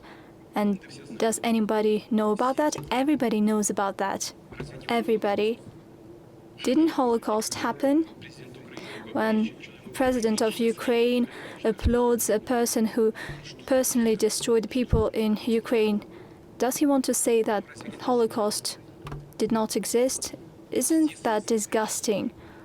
All means are good until they fight against Russia. These are the kind of people. All means are good if they're used against Russia. I can imagine that there is this insurmountable desire to defeat Russia on the battlefield to ensure its strategic defeat, but can you do that at this cost? I believe that that is disgusting. I do hope that not only us at this narrow circle at the Valdai Discussion Club will be discussing this matter, but still the civil organizations, those who care about the future of humanity, would formulate their unequivocal position in this regard, and they would condemn what has happened. Thank you. Gabor Stier. Gabor Stier, I saw you somewhere, but I lost you. Here you are. Gabor Stier from Hungary. Mr. President, this time I would not ask you what will happen to Odessa, although a lot of people in Hungary ask how the neighboring country will be called. Are you talking about Odessa? Is it the question that you raised last time? Okay, I'm sorry. Go on. Mr. President, we know that you take interest in history. That is why I would like to approach the current realities from this standpoint. If we talk about the history, we know the importance for the Russian development of the fact that Peter the Great opened up the window to Europe. Europe is part of Russian identity. Certainly, currently, Europe is in demise, and it is doing its utmost for Russia not to like it. I'm a European, and it's scary for me to hear the statements that some European cities should be bombed with nuclear bombs.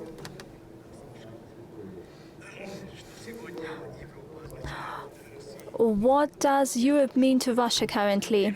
It's not about our problems. What does Europe mean for Russia today? Will Russia completely deviate from Europe? And don't you think that it would be a mistake to close this window? Since we're talking about history, another question. New Russian history textbooks raised a lot of concern, serious discussion in Hungary regarding something that happened in 1956. Textbooks describe these developments as some kind of a color revolution.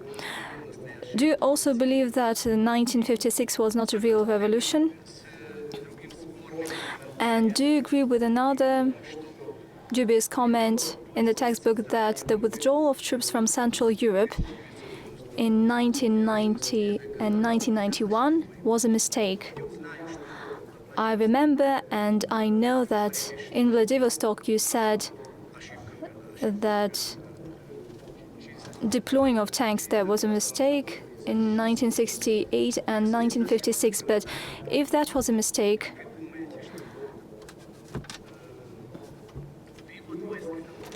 do you also think that the withdrawal of troops was a mistake as well? Do you think that's a question?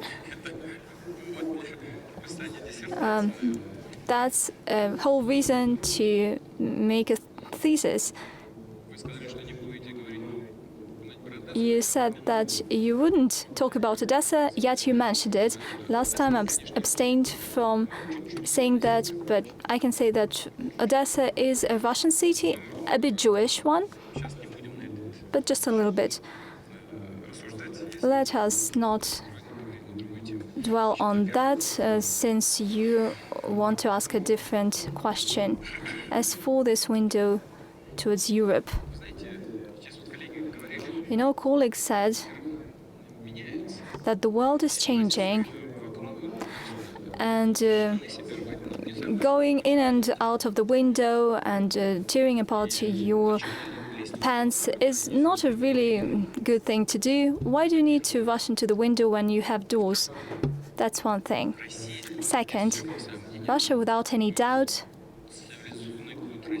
the civilizational code of Russia, just like of Europe, is building upon Christianity, and that is something that brings us together. But we do not want to impose us to Europe. It does not want to do that. We do not renounce it.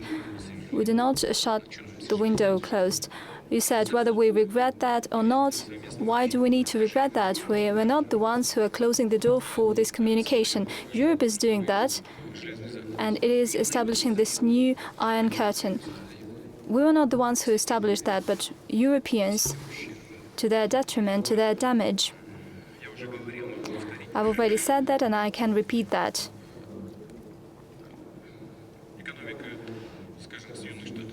Take the US economy. It is growing at a pace of 2.4%. As for the European economy, it faces recession. It has already faced it. And certain politicians in Europe who are definitely not friendly about our country, they make the right description. The well-being was built on cheap raw materials from Europe and the development of Chinese market. Certainly, high technologies, disciplined manpower, talented people, that is true, but there are some fundamental factors that Europe is renouncing itself. In my introductory remarks, I talked about sovereignty. You know, the thing is that sovereignty is a multifaceted thing. Why am I always saying that Russia cannot exist as a non-sovereign state? It simply will cease to exist. Because it is not only about military security and other types of security, it is also about other components. What is happening with Europe? Many European leaders,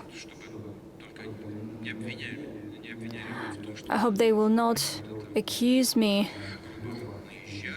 of offending someone or demonizing someone. Many Europeans are saying that Europe has lost its sovereignty.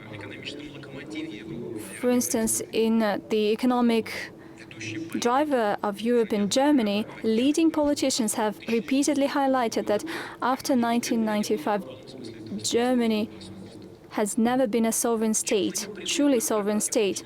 What does it lead to in practice?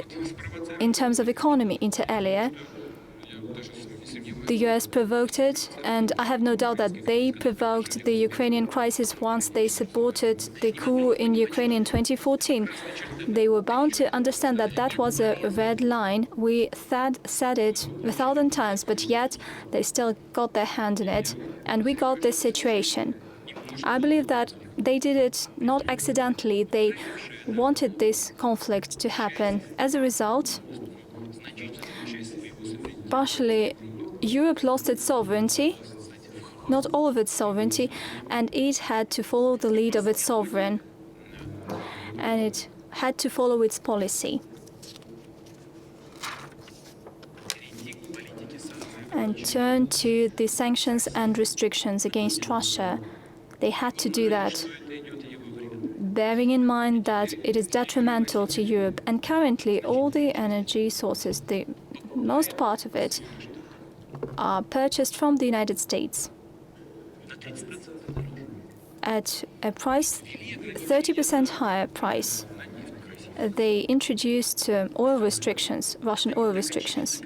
What is the result? That's not that obvious as when we're talking about gas, but the result is similar. They reduced the number of suppliers, and for their turn, they started purchasing oil from other suppliers at a higher price. We are selling our oil to other countries with a discount. You see what has happened? The competitiveness of European economy has plummeted. As for the competitiveness of their main economic rival, the US, has skyrocketed, as well as other countries. For instance, in Asia, it has been growing. With their own hands, they lost their sovereignty and part of their sovereignty, and they had to make these decisions that were detrimental to them. Why do we need this partner? Certainly, it might be useful, but let me draw your attention to the fact that to a great extent we are getting away from this withering European market, and we're growing our presence in other emerging markets, including in Asia. At the same time, certainly, we have enjoyed many centuries of ties in culture and education with Europe, and let me repeat, it has been building on Christian culture. But here again, the Europeans do not make us that happy. They have been destroying their roots embedded in the Christian culture. They simply tear it away mercilessly. That is why we do not intend on closing the doors, the windows, but at the same time, we do not intend to rush into Europe. If Europe does not want that, if it wants that, then we're ready to work together. I believe that we can talk about that forever, but I have covered the main points here, I believe. As for the textbook and the Color Revolution of 1956, to be honest, I haven't read this part of the textbook. Regarding the withdrawal of troops, certainly that is a historical fact. Back in 1956, many Western countries fueled problems that existed. It had to do entirely with the blunders of the Hungarian authorities. They trained mercenaries abroad and they redeployed it to Hungary. But in my view,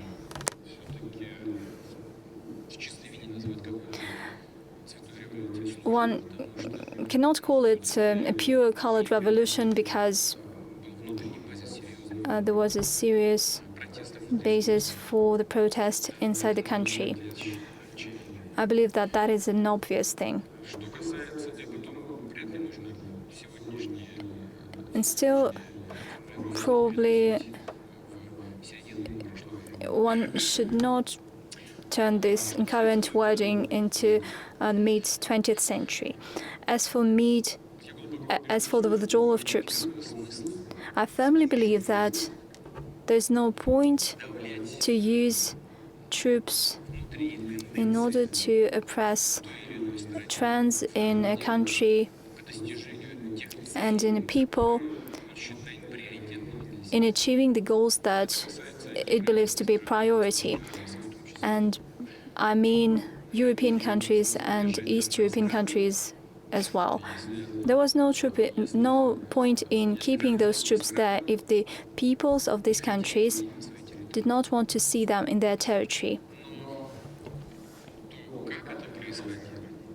But as for how it all was developing and the conditions to that, this raises a lot of questions. Our troops withdrew simply out in the open field with their families. Is it normal? At the same time, as for some obligations and legal repercussions for the withdrawal of these troops, they were not formulated as well by the Soviet, by the Russian leadership. Western partners assumed no responsibility whatsoever. At least they could have gone back to this issue of NATO expansion and non-expansion to the west, to the east. It was promised and it was never denied. But then we said, where's the paper? There's no paper. Well, looks like we promised, but it doesn't cost a thing. Paper costs nothing. Well, but at least they could have put it in paper, and during the withdrawal of troops they could have reached an agreement, for instance, to ensure security in Europe, to achieve some kind of a new construct in Europe.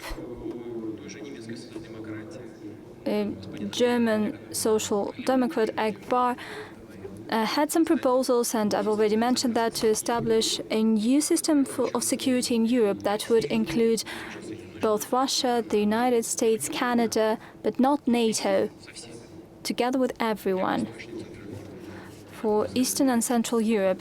And in my view, this would resolve many issues of today. And he was a smart guy, and he said, otherwise, you would see the same situation, but closer to Russia. This was a German politician, a seasoned, very intelligent person. Nobody listened to them, the Soviet leadership and especially people in the West. And that's what we're dealing with currently, the same that he has predicted. So as for the withdrawal of troops, indeed, there was no point in keeping them. But as for the conditions of withdrawal, it should have been raised, it should have been discussed, and a situation should have been established that would maybe prevent the current crisis and tragedy. Well, I think I've answered your question in general. If I forgot something, we can follow up. Thank you. Since we're talking about Germany, Stefan Huth in the center. Germany, from the newspaper Junge Welt, and I'd like to connect to what you just said. The a special military operation in Ukraine is often justified with anti-fascist motives. You said we have to free the Ukrainian people from the Nazis, we have to drive them out, we have to liberate the country.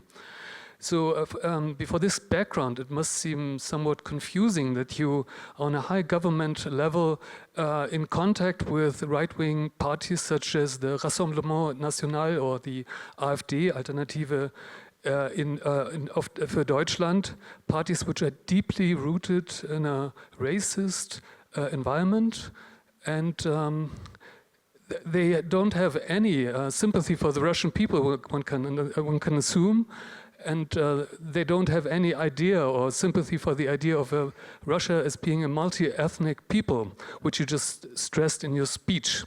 So I would like to know, what do you hope for? What does your government hope for from such contacts?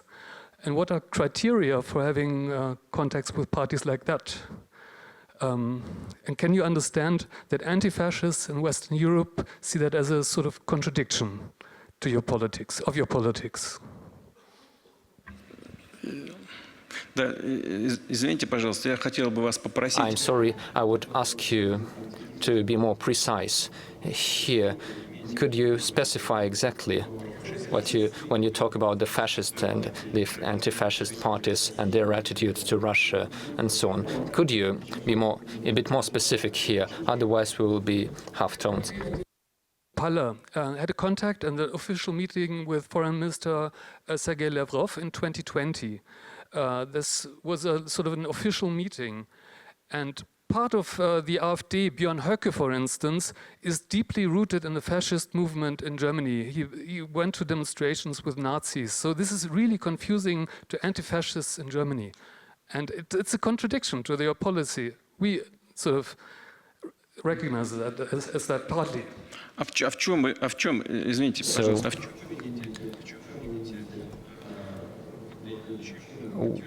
What exactly confirms what you're saying?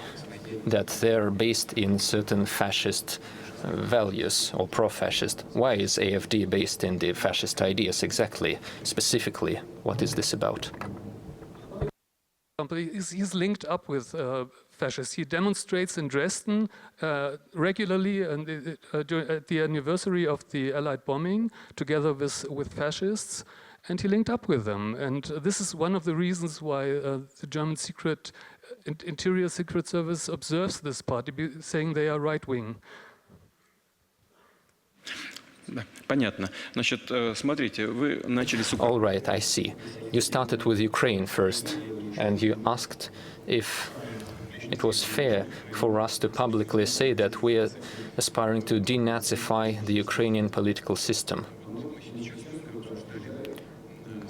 We have just been discussing the situation in the Canadian Parliament when the President of Ukraine was applauding a Nazi who was killing Jews, Russians and Poles. Isn't that a sign of the fact that Ukraine is currently living in a system that we can rightfully call a pro-Nazi system? A state leader was applauding a Nazi, not just an ordinary follower of Nazi ideas, an actual Nazi, a former soldier of SS. Isn't that a sign of the Nazification of Ukraine? Doesn't that give us a reason to talk about denazification? You may answer, yes, that's the head of state, but that's not the whole country. But I can tell you this. You mentioned those who come out to rallies together with the pro-fascist elements. But is that the whole party that joins these rallies and meetings? I don't think so. All things pro-fascist and pro-Nazi are condemned by us.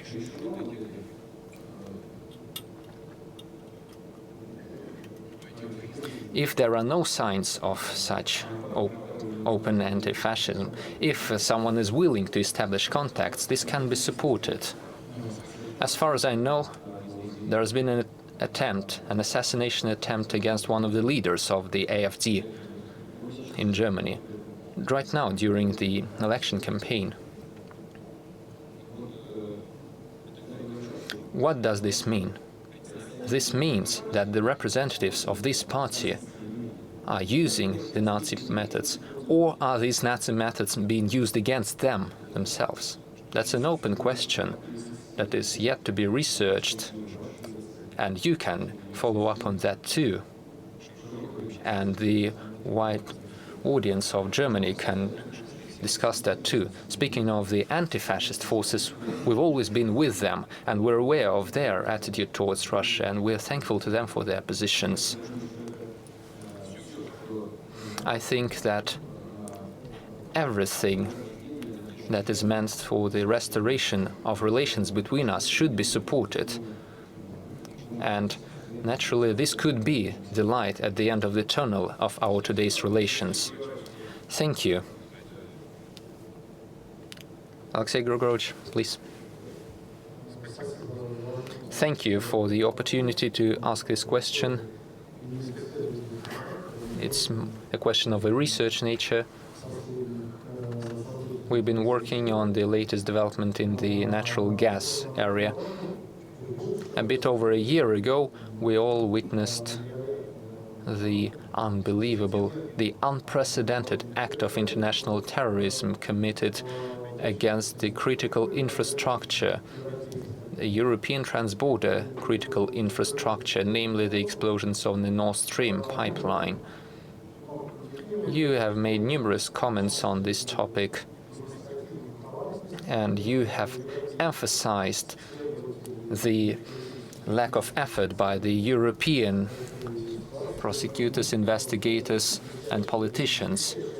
And we see the lack of a specific reaction or a lack of condemnation by the authorities, for example, by Chancellor Scholz or President Macron, even though these countries' companies directly suffered from such actions, since they are still shareholders and co-investors of these projects. At the same time, recently, there have been numerous leaks that are directly or indirectly trying to assign the blame. Supposedly, the investigation believes that these acts are backed by Ukrainians. Therefore, I have two questions for you. The first of them: has there been any reaction by your European counterparts during your direct contacts rather than in their official open speeches? Or have there been any reaction in the diplomatic channels? And the second question is, what are the possible consequences if the so-called European investigators, the investigators of the European countries, assume or assign any blame for these terror acts on Ukraine? Here's the first point I would like to mention. Long before these explosions, the US president publicly said that the US would do everything to make sure the Russian supplies of energy resources through these pipelines can be stopped. And he gave a meaningful smile. He didn't say exactly how they would do that, but said they would do that. Here's the first point. Now, secondly, the destruction of this infrastructure is an act of international terrorism. The third point: we are not allowed to join the investigation, despite our offers and despite our numerous calls to do that. The next point: there are no results of the investigation, and most likely there will be no results. And finally, answering the question on who is to blame, you should always answer the question who was interested, who had a stake in that. Of course, it's the US supplies of energy resources to the European market. The Americans have been wishing to do that for a long time, and they have achieved that. It doesn't matter how exactly they did it and with whose hands. There's also another part of the whole problem. Sure, if someday they find out who did that, they should be held responsible. This is an act of international terrorism. But at the same time, there is still one line of Nord Stream 2 pipeline. It's not damaged and it can be used to ship 27.5 billion cubic meters of natural gas to Europe. It is only one decision of Germany away from happening.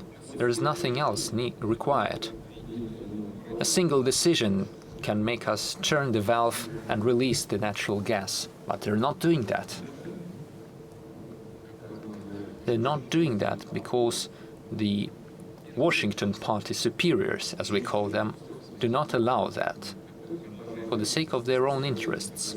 We continue to supply natural gas to Europe using the Turkish stream, and the Ukrainian terrorist groups are supposedly targeting that as well. Our ships are protecting the pipeline systems on the bottom of the Black Sea, but they're trying to attack them constantly using drones, UAVs, which are prepared and which are targeted with the help of the Western specialists. They're using submersible unmanned vehicles, and they have English-speaking instructors there. This is a fact for us. You can draw your own conclusions and see who does that exactly. The supplies still continue, including supplies to the territory of Ukraine. We still have transit through Ukraine. And we're paying them the money for the transit, by the way. I've been talking about that previously. They keep saying that we're aggressors, that we're the bad guys, but money has no smell. They still get the money for the transit of our natural gas. They have no problem with that. They just take it. So we're being open here. We're transparent. We are ready to cooperate. If they don't want that, all right then, we will keep increasing the production and supply of LNG. We will work with other markets. We will build new pipelines to new markets that are open to our products. And this would be absolutely competitive and even increase the competitiveness of the countries that will receive the Russian energy resources. As for the investigation, we will live and see. In the end of the day, you cannot hide the facts, and in the end, truth will reveal itself. You've mentioned transit in Ukraine yourself. A part of the Russian public wonders why we are doing that. Why are we paying the Ukrainians for the transit of Russian gas? We are paying them because they are a country of transit. We are supplying gas with transit through Ukraine because we comply with our contract, the contracts with our partners in Europe. But doesn't this strengthen our adversary? Well, this also strengthens our financial positions. We get the money too. All right, thank you. Alexandra. Really, I'm honored, and it's a great opportunity for us to hear from you directly, Mr. Putin. And I'm going to draw your attention to Middle East a little bit in the state of Ukraine and international justice and international system.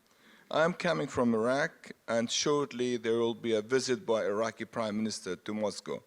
And I think you are going to meet him personally. And you know now there are a lot of problems between Erbil and KRG. And you, at the same time, you have Rosneft, Gazprom. They invested huge amount of money in Iraq in general and in Kurdistan. Do you think there is a chance that you can help both sides to negotiate more peacefully to sort out the dispute between both sides and to be helpful more because other parties in the area, they want to put more oil on the conflict to make it more complicated, I think. And the other issue I want to highlight it for you is now we are about to, by the end of 2023, you don't think it's a correct time for your personal help for all parties in Syria, including the government side, the Kurdish side, regional powers, and all regional powers there to make an end for that conflict, because thousands of Syrians been away, humiliated in other parts of the world, and there is no peaceful solution and no vision. And I think no one except you, because most parties of the conflict, they respect Russia and respect President Putin, and you have very good relation with them. I think it's a correct time to not intervene, to mediate between or among all of them. Thank you so much again. You said that even the conflict sides in some Middle Eastern countries, including in Syria, respect us, treat us with respect. I can tell you that is because we ourselves respect everyone else. And speaking of Syria, we are a part of the peace process, and we do that under the aegis of the United Nations. We cannot replace the sides themselves. We can only create the conditions, and to a certain point, if it's acceptable for everyone, we can act as guarantors for these agreements, including with the involvement of our partners in this process. I mean Iran and Turkey, as part of the Astana process. We've been doing this, and this had a positive effect, and now everything that's been achieved,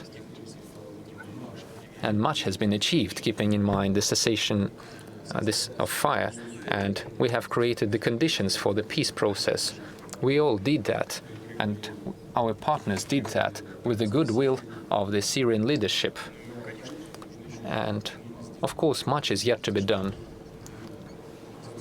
And I think that this external interference and any attempts to create the quasi-state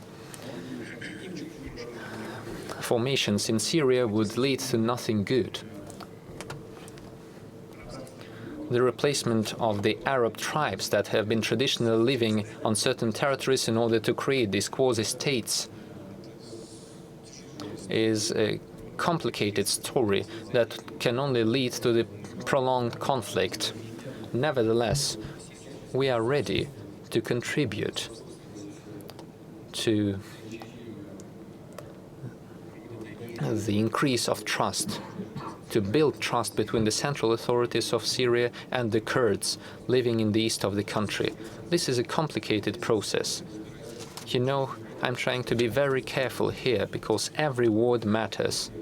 That's the first point. Now, secondly, speaking of Iraq, we have very good relations with Iraq, and we welcome the visit of the Prime Minister of Iraq to Russia. It is true that there are many questions of mutual interest, first of all, in the area of energy. But there is also another important aspect in the economic area, logistics. I will not go too deep into the details, but we know that there are several options for the development of logistics and transport chains and routes through Iraq. They are all suitable for us, but we only need to choose the most optimal projects, and we are ready to be involved in these projects. The Prime Minister will come, and I will have the pleasure of discussing all of these matters with him, including the matters of regional security and the security within Iraq itself. For many decades, we have been supporting the closest trusting relations with Iraq. We have many friends there, and we really aspire to stability in the country. based on this stability, the economy can develop as well as the social sphere. We're expecting the visit of the Prime Minister, and I'm sure that this visit would be very productive, and it is very timely. Thank you, Taisuke Abir.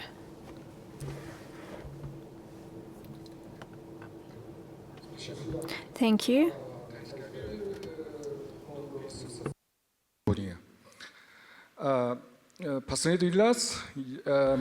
I'm from Japan. Last time I had a chance to ask a question was in 2018, 5 years ago. But after the beginning of the war in Ukraine, Japan participated in sanctions against Russia, and Russia announced the suspension of peace talks between the two countries. As a result, Japanese-Russian relations have faced a deadlock.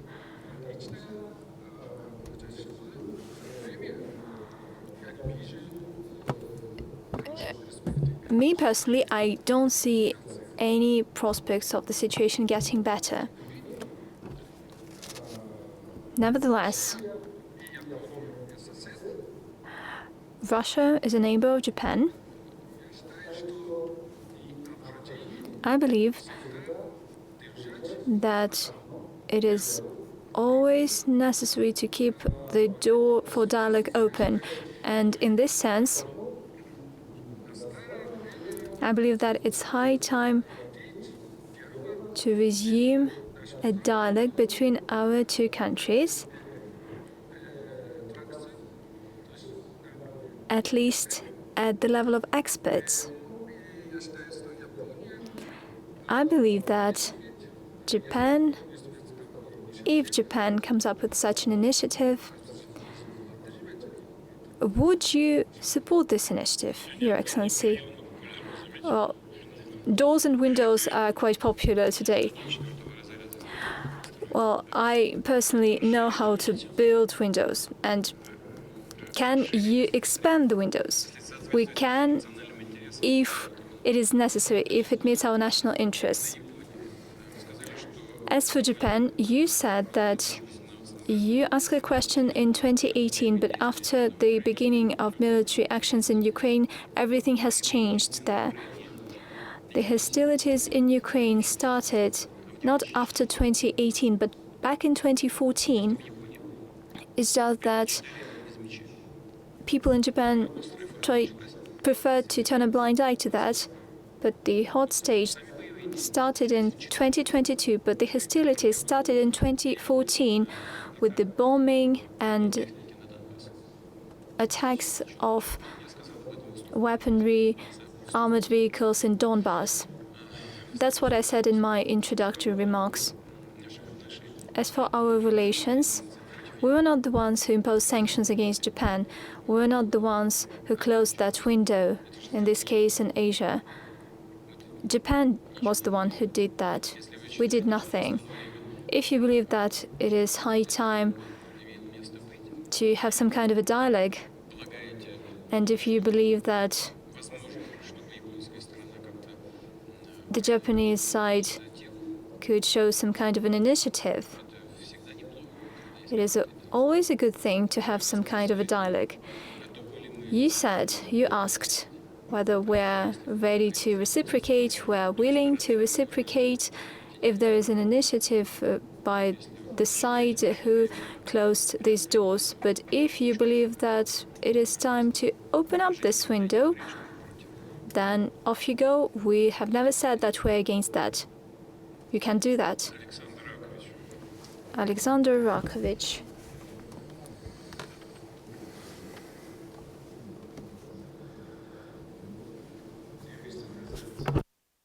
I'm historian from Belgrade, Serbia.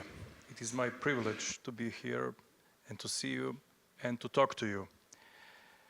My question is about your opinion of current Russian-Serbian relations and current positions of the Serbs in the Balkans.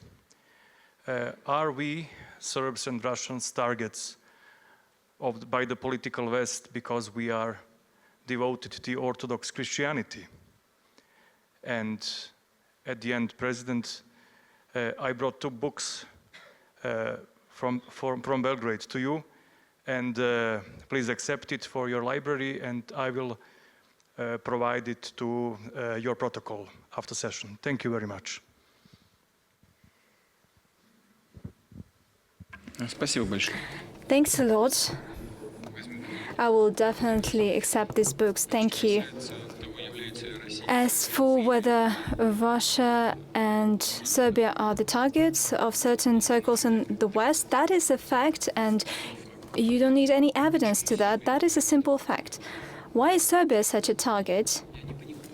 To be honest, I do not quite understand. Just like Russia in early 1990s was willing to do anything to build after the demise of the Soviet Union and believing that the situation is drastically different, it was willing to make any sacrifice in order to establish its relationship with Western countries. What did we get? A support for separatism and terrorism in Caucasus, a direct support, but policy-wise, economy-wise, and even military-wise. You know, first I was the head of the FSB service, and I was surprised at what was happening. Why do they do that? It looks like we are together right now. Why did they do that? But they were doing it without any shame. There is no answer to that. I don't have answer up until now. I believe that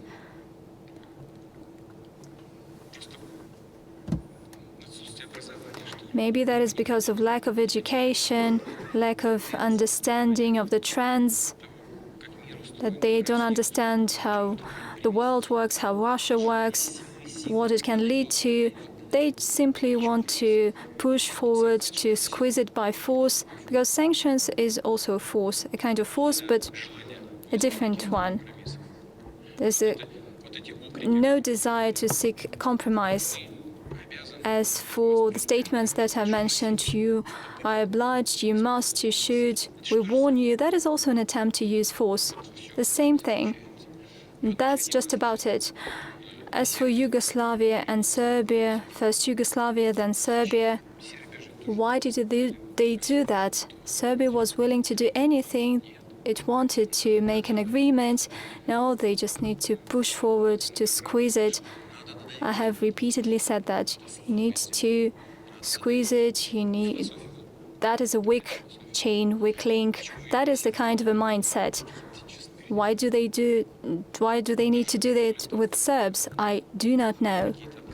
Moreover, when there were some frank discussions and when I had normal relations with certain leaders, they said we need to push through, but what for? And they gave me no answer.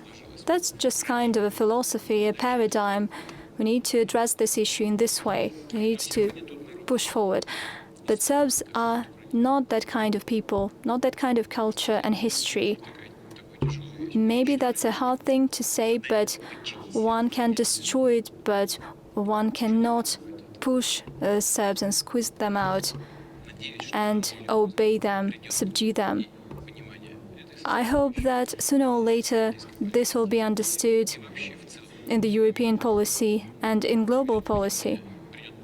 I hope that there will be an understanding that it is more constructive to reach an agreement and not to push something through. Here you go. Thank you very much for your remarks. It's been very informative. I'm Arvind Gupta, Vivekananda International Foundation, New Delhi. And thank you very much for positive remarks about India. My question to you is about the G20. The G20 declaration finally came out, and I think everybody appreciated that.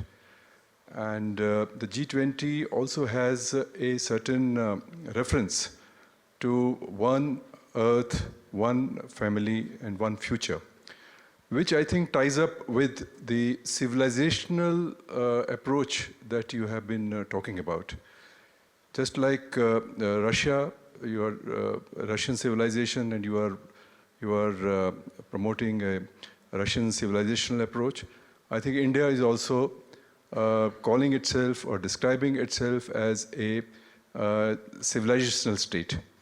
So I think there is a need for a greater dialogue between the civilizations, and instead of going through the route of clash of civilizations, which was very popular once upon a time in the Western world, but I think when an initiative comes from leaders like you and Prime Minister Modi, so this will help generate a dialogue amongst civilizations which will be positive and which might help in fleshing out the principles of international relations that you talked about. So my question to you is, what do you think of the G20 declaration, and what is your view about the future of G20? Thank you.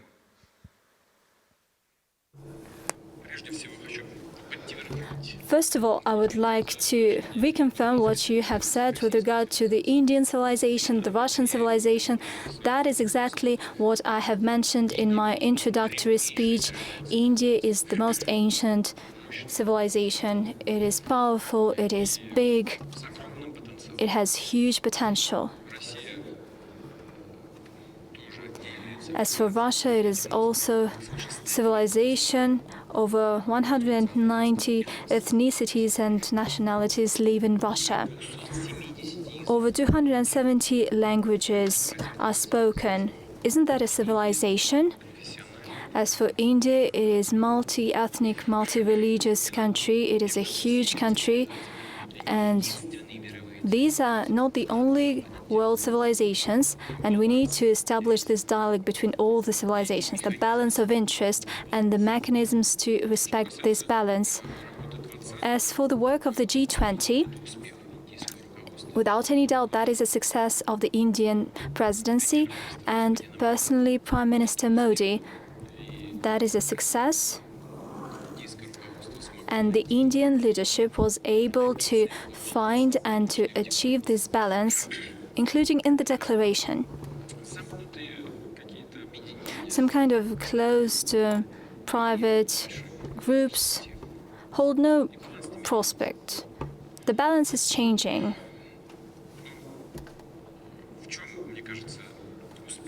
In my view, what was the success of the G20 Indian presidency?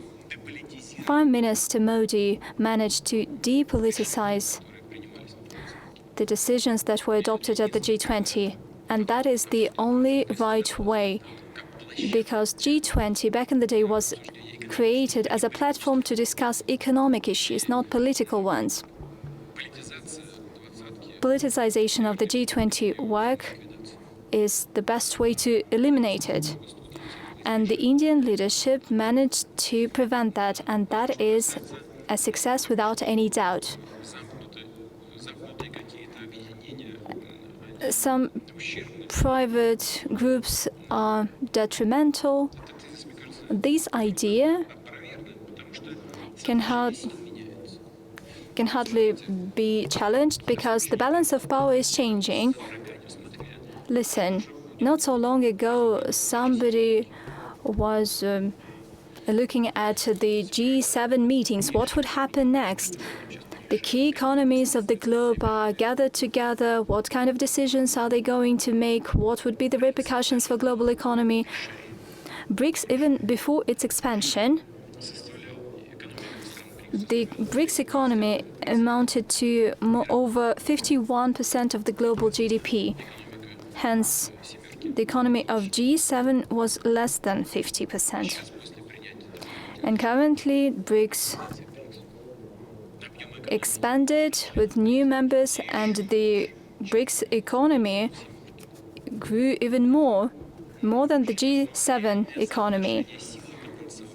That is why of crucial importance is the real balance of power and capacities. And in this sense, open platforms are much better. They hold more promise. They are more valuable because they create conditions to seek a compromise and mutually acceptable solutions and decisions.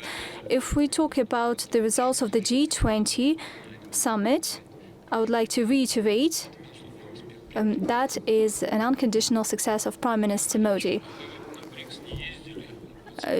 President Putin, you have not attended the BRICS summit and G20. Don't you think that you are deprived of this opportunity? Well, these are the people who were deprived of social benefits. That's how we call these people Lukyanov. But we are self-sufficient and we are following this path. Somebody was even deprived of civil rights. Indeed, but we are defending our rights and we would ensure that. That's I'm confident of. Second, why do I need to create some problems for our friends during the organization of these events? We are adults and we understand that if I come, some political campaigns will start, political shows. It would all be aimed again at undermining the summit. What for? We want the BRICS summit to be a success, as well as the G20 summit, and it all happened, and we're quite happy with that. And third, I have a lot of things to do in Russia, so you are not offended by the South African president. No, not at all. He's our friend, and he's not offended by me. He went to Russia twice. We had long conversations with him. There's no problem with that. I believe that BRICS was an excellent success. To be honest, I didn't expect such a diplomatic mastery from him, because if you follow the discussion, it was quite hard to address this BRICS expansion issue. But he managed to do that in a very polite and tactful way. He got back to the same issue for the second time, for the third time, and finally we've been able to achieve a consensus. That is a positive result and we welcome it. Next year you will be presiding over BRICS. Who will you be welcoming in Russia? Next year indeed we will be presiding over BRICS and we will be aspiring to take this baton from South Africa. For the first time the summit will bring together new members of BRICS. We plan to host 200 events within BRICS. I believe that throughout a year we will do a lot to strengthen the organization that is becoming much more credible, strong, and naturally this will be beneficial to the members of this group as well as to the international community. It was brought to life in Russia. I can remind you of that. At first, we proposed to meet in the trilateral format, Russia, India, China. We agreed to meet on a regular basis. Hence, we had RIC, Russia, India, China. Then Brazil expressed its desire to join this discussion. Then we got BRIC, and then South Africa. And here, how we got BRICS. And now we are getting close to this expansion and we expanded the membership. I believe that that is important. It shows the growing credibility of the group and most importantly the desire to join this format that does not oblige anyone to do anything. It does not impose anything upon anything. It just creates conditions to seek a compromise and to address issues that are of interest to all member states. We are happy with that, and we believe that that is a positive issue. Would we bring Algeria on board? Algeria is our friend, without any doubt. It is a traditional friend in the Arab world, in Northern Africa. We believe that that would benefit the organization, but certainly we need to consider this issue with all our friends within BRICS. We are keeping in touch with the Algerian leadership, and we need to do it in a calm way. We should not pose any problems to the group. We just need to create additional ways for further development. Deyanji Telek.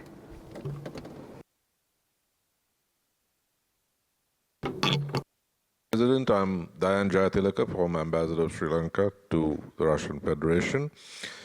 The Western Bloc has decided to equip Ukraine with long-range missiles with cluster munitions warheads which can strike targets fairly deep in Russia. And it is also decided to supply F-16 strike aircraft. So it is obvious that you're facing a war conducted by imperialism, a proxy war, and that proxy has, as you have pointed out, Nazi elements as well. Historically, Mr. President, imperialism has been fought on the battlefield by the Chinese communists, the North Korean communists, and the Vietnamese communists, who actually prevailed over the United States. And as far as imperialism goes, the best writing, the most famous critiques have been done by the leader of the Russian communist tradition, Lenin. So my question is this: in the face of this challenge, this threat from these forces, is it perhaps not the right time to reassess 1917, because the Chinese, Vietnamese, the North Koreans, they're all children of 1917 who fought and defeated imperialism.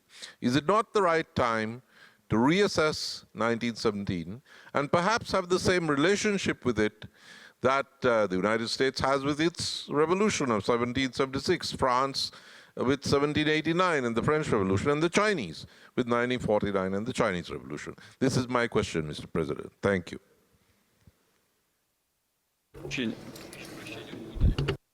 I beg your pardon. Could you be more specific? Please take the microphone. What exactly should we reconsider, and who should do the reconsidering? Your question was quite complicated, starting with 1917. If I got this correctly, our colleague was asking if time had come to take a more positive view of the revolution, the communists, and that period of our history. We should reconsider the relation to the history of our state in 1917, you mean? 1917 and forward. That's how I understood that. Well, we have the author of the question here. Please, explain. Very briefly, what I'm saying is, since we are being attacked by imperialism and elements of fascism, and since in history those were fought and defeated by communists in China, North Korea, and Vietnam, and since the best text about imperialism was written by Lenin, is it the right time to perhaps be less critical about 1917 and restore it to a historical status, like the French Revolution, the American Revolution, and the Chinese Revolution?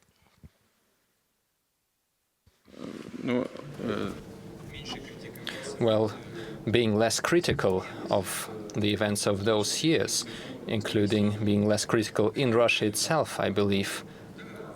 Yes, you are quite right in a certain sense that we need to do less criticizing and go more into the scientific analysis of the realities of that time and of our age. Yes, you are right. But we should give deeper evaluations. We should talk about the ideological aspects, and this is my personal view here. All of you present here may argue with me. We should give the right evaluations of the ideological aspects of the interstate relations and the geopolitical interests. Apart from the relations between the classes, the relations within the so-called class struggle, we, even following 1991, after the collapse of the Soviet Union, we were still living in the paradigm of class and ideology relations. And we were not seeing the geopolitical interests. take a look at the relations with the People's Republic of China. Take a look at China and the West. At a certain point, they were trying to instigate a conflict between China and the Soviet Union. China itself was weak back then.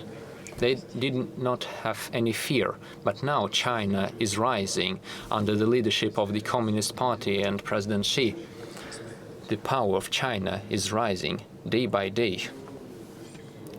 So now the situation is different. Now the West is reverting. Back when the West was trying to use China, they forgot about their ideological differences, but now they're going back and trying to restore those differences. But essentially, the policy of the United States regarding China is based on geopolitics. The rising power of China is what intimidates the West rather than the human rights abuses or the rights of national minorities. Is that a real concern for anyone? No, that is merely a tool of the fight against China. The same goes for the relations with Russia. In general, globally, yes, I think we should give a deeper analysis and deeper evaluations, and at least I can agree with you and say that we should not throw our history away. We should not ignore everything that happened under the communist parties of that time period that you mentioned. We should not draw everything with the same colors. That would be harmful. In this point, I agree with you. Since we're talking about China, Mr. Lugan, we have here. “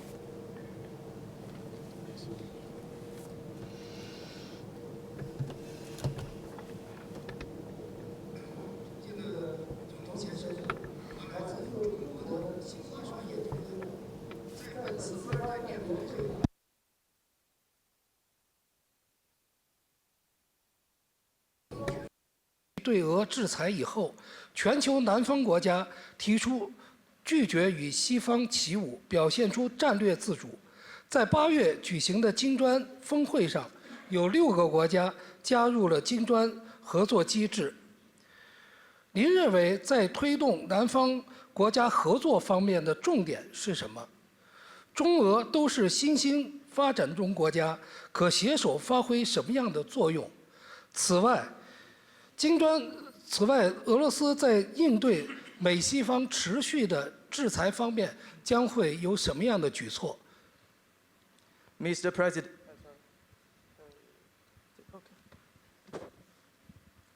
Mr. President, I'm with Xinhua Institute from China. During this year's Valdai meetings, there are forums focusing on BRICS mechanism, which are very inspirational. We also observed that after the United States and some Western countries escalated sanctions against Russia, Global South did not follow suit and showed strategic independence. In the BRICS summit this August, 6 countries became new members of BRICS, which means Global South stands at a new historic point of cooperation. As China and Russia are important emerging economies, what both of our countries can do to enhance cooperation of Global South? What are the key areas that need to be strengthened in this regard? And facing escalating sanctions imposed by the United States and some Western countries, what more needs to be done by Russia to tackle this challenge? Thank you very much.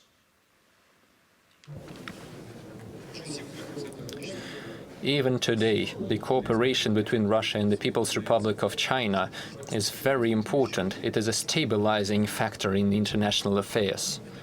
That's the first point. The second point is, in order to increase this influence, first of all, we need to pay our attention to the preservation, the rate of our economic growth. This year, as I said, Russia will see, I can't remember if I mentioned this exactly or not. Anyway, let me repeat that this year we will see a 2.8 or even a 3% growth of the national economy in Russia, about 3% growth in the GDP of Russia. and for our economy and for the structure of the Russian economy, this is a good result. We have fully overcome the drop of last year, and we are gaining momentum. In China, the growth will be about 6.4%. This is a very good result. No matter what someone may say about the decreasing rates of the growth of the Chinese economy, this is just idle talk and nothing else. Since China is ensuring the high growth rate, and essentially China is one of the leading drivers of the global economic growth. The same goes for India. They have an even higher growth of 7.6%. This is why the countries of the global south are gaining momentum, and it is our task to ensure this leadership. Now, speaking of security, we see what is happening in Europe, we see what's happening there, and one of the ways of creating a crisis in Ukraine was the aspiration of the West, first of all, the United States of America, to expand NATO towards the borders of the Russian Federation. That's what they're doing in the East as well, by creating various closed military groups and blocs. They're making an offensive, and they're making the same mistakes as they did in Europe. That's why it's important for us to react to that in a timely manner. We will expand our cooperation in security as well. At the same time, we are not creating any blocks against anyone. We are forced to react to what is happening around our states. And finally, we will definitely implement the infrastructural development plans related to the construction of a larger Eurasian space, the Eurasian Economic Union, and the plans of our Chinese friends for the development of the President Xi's idea of the Belt and Road Initiative. I've talked about it. I think this is a very promising project. And finally, again, we have good cooperation projects in the humanitarian and cultural area, student exchange, sports. This is of great importance for neighboring states. We have large infrastructure projects bilaterally with China, and we will keep doing that in the future. I hope we will discuss this during our meeting with President Xi, during the forum, which will be organized in Beijing in October this year. Mikhail Rostovsky.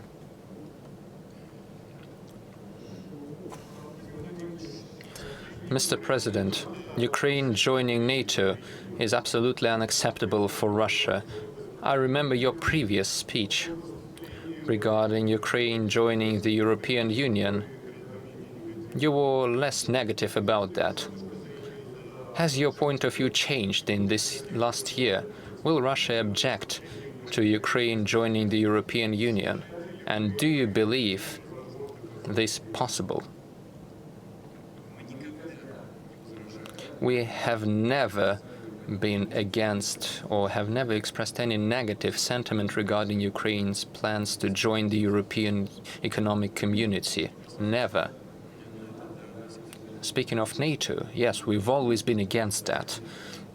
And this position is backed by a serious foundation, since NATO expansion towards our borders is a threat to our security.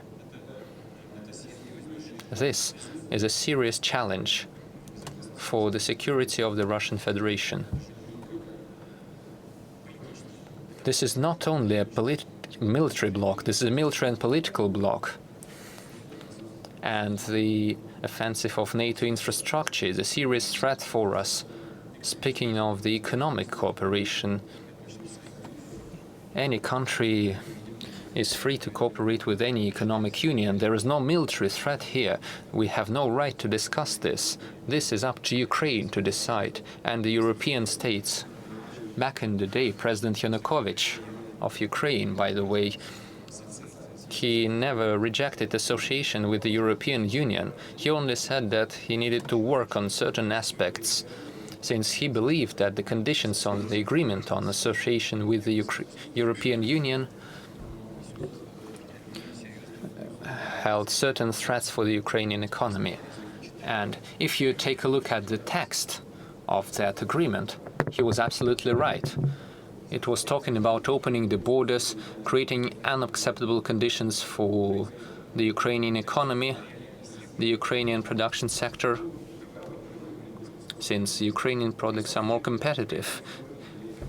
Opening the Ukrainian market for the European goods would be detrimental to the real economy of Ukraine itself. And involvement of Ukraine in the energy structures of the European Union would have also deprived Ukraine of certain competitive edge. So if you analyze, just analyze that text, Yanukovych was right. And this was used as a pretext for the coup d'etat, just merely a pretext. That's a real crime. But now this is irrelevant. The Ukrainian economy cannot exist without external support. The situation is different today. Everything's balanced on the outside. The budget of Ukraine is balanced, the macroeconomic indicators are more or less even, but what helped them do that? It is all thanks to the multi-billion aid. 4 or 5 billion comes every month in loans, grants and assistance coming to Ukraine. As soon as they stop that, snap, and it all goes down. Everything. The same goes for their defense system. If they stop the assistance, Ukraine would only have 1 week left when they run out of ammunition. Even the West is running out of ammo. The US produces 14,000 of shells for 145mm caliber, but Ukraine spends up to 5,000 a month, and they can only produce 14,000. Sure, they're trying to expand the production up to 75,000 by the end of next year, but they have to leave to the end of next year. The situation in Europe is almost the same. They say it themselves. They say that they've shipped everything. They've delivered all the armored vehicles, all the ammunition. They did everything for Ukraine. That's their own words. They did everything for that. Now it was up to Ukraine. Ukraine should start the counteroffensive. And then, in closed doors, they say, at any price. Trust me, I know what I'm talking about. That's what they're doing. They're doing what they can at any price. So, coming back to the issue of the demilitarization of Ukraine. Ukraine is still trying to produce some military equipment, but it cannot really do that. Even the unmanned vehicles, the aerial and the submersible vehicles, are all produced thanks to the Western experts and mediators. The European Union is ready to accept such an economy as its member. Well, they're welcome to do so if they believe it necessary. But in order to support the life of the people, the population that's gone down from 31 million, or rather from 41 million to 19.5 million, or even less, still they have to feed 19 million people in Ukraine. That's not an easy task. The European countries, are they ready to accept such an economy? They are welcome to do so. We've never objected to that, even before the escalation, and now. I already talked about the events within Ukraine and within the European economy too. Sure, that would be very noble of the European Union to accept the Ukrainian economy in its today's condition. They have certain foundations, they have certain procedures to equalize the level of economic development. I'm not sure how much it would take. We had our colleague from Hungary. I'm not sure how much Hungary is getting from those European funds. But sure, they will fail to do so. Everything will go to Ukraine. No one will get anything if everything goes to Ukraine. If the level of wealth goes down by 1.5% in the last couple of years, it will go down even lower. It will go into negative. Nevertheless, there is no irony in my words or fear-mongering. That's the reality. If it really happens, then we have no right to say anything against that, or even say something negative. Is there any limit or distinction between NATO and the European Union today? These are the same countries. Well, I believe that the European Union is not a military bloc. Why should they take it all to the EU platform if they have NATO? The same countries. They take the decisions within their own organization. NATO, really, is first of all a tool of the United States foreign policy. They provoked the conflict in Ukraine, escalated it. They brought together their allies and satellites. And then they demanded that they take measures in the fight against Russia, and they took the measures. And immediately the United States used the situation for the benefit of their economy. They imposed their own energy resources, the expensive ones, and they have taken the decisions related to the competitiveness of their own economy and their own markets. So what came of it? That's a fact. There are numerous industries in Europe that take the decision to move to the United States. That is the end game, the end result of this chain. I know, and I'm positive of it. Many people do not like that. Everybody sees that and understands that, but they cannot do anything about that. And the European leaders, by the sound of it, are not willing to fight for their interests. They cannot do that. They have a lot of dependence, economy-wise. In part, we can understand that. I'm confident soon everything will be evened up. In my view, the US is making an enormous strategic blunder. I've said about that at public events. They are crushing their allies.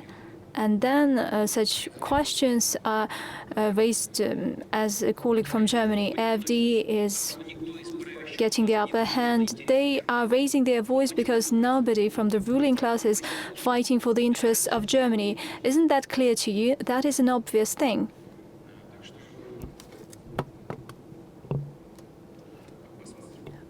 We'll see how it evolves. The Ukrainians want to join the EU, let them join the EU. The Europeans want to accept them, let them accept them. A day before yesterday, it was a German Unity Day, and according to some reports, there was a problem. Gerhard Schröder came to the events, and all the acting politicians wanted to keep apart from him because he's your friend. Do you still have friends in Germany? It's not that I have friends remaining in Germany, although I have friends in Germany, and their number is growing, surprising as it may seem. Because of Stefan? Well, it's not important. Because of those who pursue the interests of their own people and who do not want to serve others' interests. As for Schröder, Germany should be proud of people like him. He is a son of his nation, and he is concerned about the interests of Germany. I assure you, in any case, as we discussed any issue, he always prioritized the interests of German economy and German state. What is happening right now? We have been building the Nord Stream 1 and Nord Stream 2 with him. We started doing it with him. They blew this infrastructure, and where is the economy of Germany? Where is it? Those who try to keep away from him should better think about what he has done for the interests of his people and what they are doing and what is the result. Rahim Ashakbayev. Good evening. I'm sorry. What surprises me, to be honest, I'm surprised that such politicians and such people exist in Europe. They're still there. That comes as a surprise, and I'm sincere about that, because the generation of people who are able to protect their national interests has self-eliminated, has evaporated. Hello, at the Valdai Club we had a lot of discussions highlighting the imperfection of the international monetary system, global finance and economy. A lot of hope was pinned on BRICS Plus. Could you please share your vision of what is possible, of a possible makeup of the international financial system? What discussions do you have in BRICS, and what are the discussions on the common currency? As for the international financial system, certainly it is not perfect, it is not balanced, it does not meet the interests of the overwhelming majority of the participants in international communication. I said it already and I say it again. At the Russia-Africa summit, colleagues said, our African friends mentioned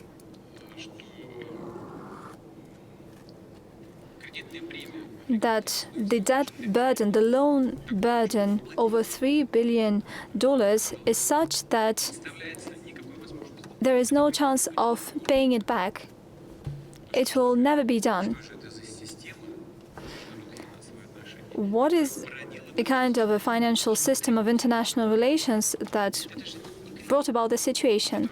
That is a contribution, not loans, and this falls beyond the limit of normal economic relations. As for the modern financial system, it brought about this state.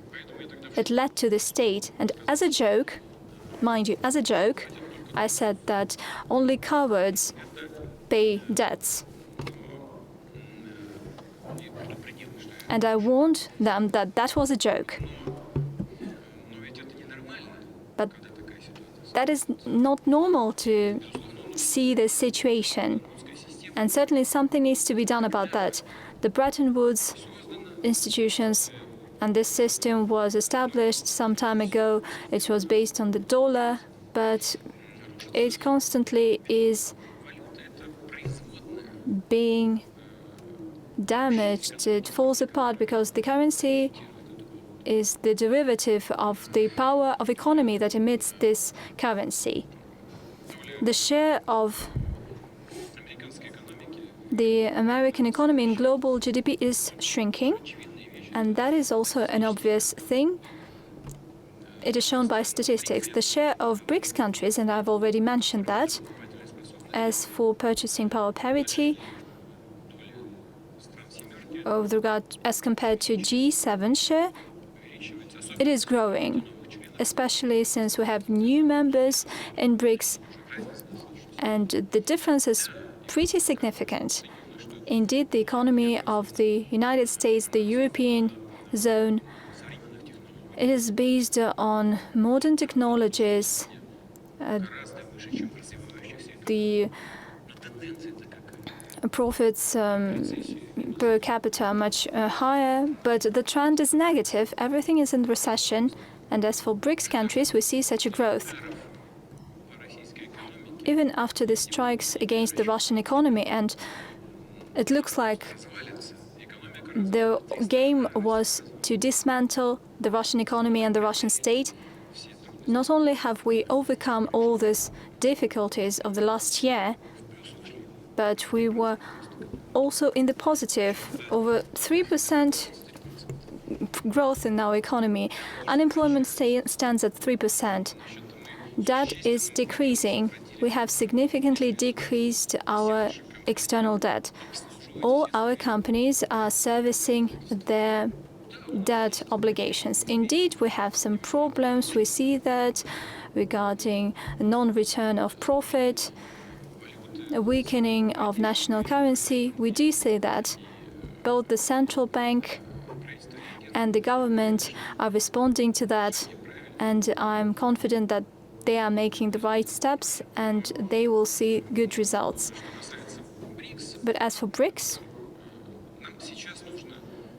right now, we don't need to set up a common currency. We need to bring about a settlement payment and system and establish the financial logistics in order to ensure settlements between our states, switching to national currencies in our settlements. At the same time, we need to understand what is happening with our national currencies. Macroeconomic indicators of our economies is something that we need to bear in mind.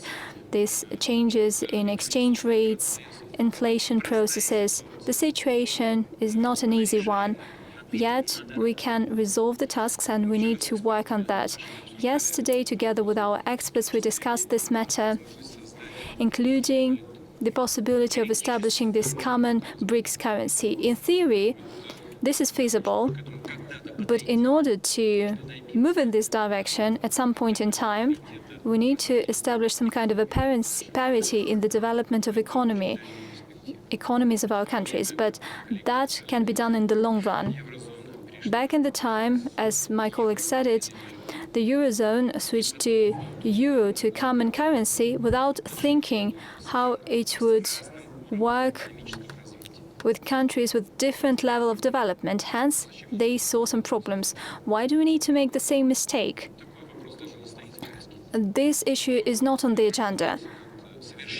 But as for working to enhance the financial system, global finances and financial relations within BRICS is something that we need to do.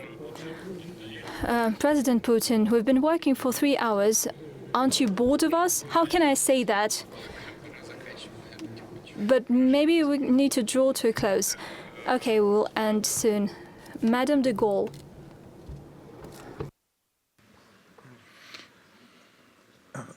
Mr. President, I am Pierre de Gaulle. I am the chairman of MIR France and Francophonia, and I am a true friend of your country, as my family is. I'm fighting for the Franco-Russian friendship, and you've got more and more people in France and in Europe who have the same belief and the same willingness. As you know, the friendship and the partnership between France and Russia was one of the pillars of my grandfather's policy. And I want to rebuild and I want to restore the France of my grandfather, a France made of fundamental values like faith, like patriotism, like family, and like a true, let's say, spiritual responsibility which has completely gone in the Occidental world. I believe that those fundamental values are essential to build peace and comprehension amongst people. And because of this, I think that the conflict in Ukraine is an ideological conflict, that it is even a conflict of civilization, because on one side, you've got the Occidental world, which has lost its soul, which has lost everything for ego, for short-term satisfaction, pleasure, and a short-term view on everything. The sacred has gone, and history has shown that those civilizations cannot survive. On the other side, you've got the multipolar world led by Russia, led by China, India, African countries, Arabic countries, and South American countries. Those people, those nations are willing to fight for their own traditional values and their fundamental values. So to me, Mr. President, this conflict is ideological, and that's why I think that it will last and expand. What is your view on this?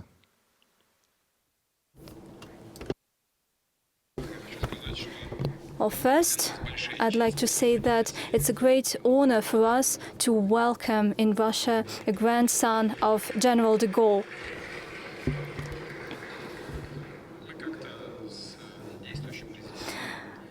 In the past, we raised some issues with the acting president, and I would like to repeat it. There's no secret about that. I do not like to give any historic assessments. Everything was very complicated, but for us in Russia, despite the fact that the difference in rank, it's not Marshal Pétain, but General de Gaulle, who is our hero because he represented the aspiration of France to decency and to freedom, as well as heroes, pilots of Normandy escadrille. Indeed, the situation is different today. Currently, France is ruled by other people, and it's not about age, it's about their vision on the role and importance of France, on its history and its future. I would not give any assessments. It's not to us. It's not up to us to give this assessment, but to the French people. But I know that people with views that you represent and the genuine, true friends of Russia in France are quite numerous, and their number is growing.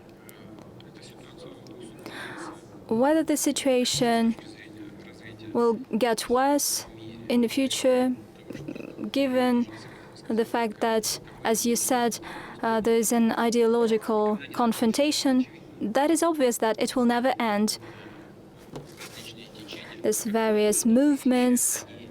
No matter what form they take, certainly they will conflict, they will fight against each other. That is obvious, but in my view, realizing the importance of eternal values and traditions is something that will continue to gain momentum, both in the European countries and in the United States. And in this sense, and I believe indeed this ideological confrontation will continue, but the future belongs to national guided forces, forces that think about their national interests. As for the balance of interest between them in the international arena, it should be achieved, as I said in my introductory remarks, by seeking a compromise between civilizations. Dear colleagues, indeed we're running out of time. Short questions. I kindly ask you very short, brief questions. Over to you. But please give brief questions. Let's try that. I will do my best. Thank you. Konstantin Starosh from Moldova, parliamentary opposition. Sooner or later, a conflict will end, and hopefully some kind of a reconstruction of relations will start, relations between Russia and the West. I'm saying this in a selfish way because when such confrontations emerge, such countries as Moldova see this fever in economic terms, in political terms. Hopefully that this fine-tuning of relations that would define the future of Greater Europe for the decades to come will happen, will start. In your view, Mr. President, what role can such countries as Moldova play in this process? And what place can they hold in this future construct that would emerge after this process? Thank you. This depends, it's up to Moldovan people. Let me just explain.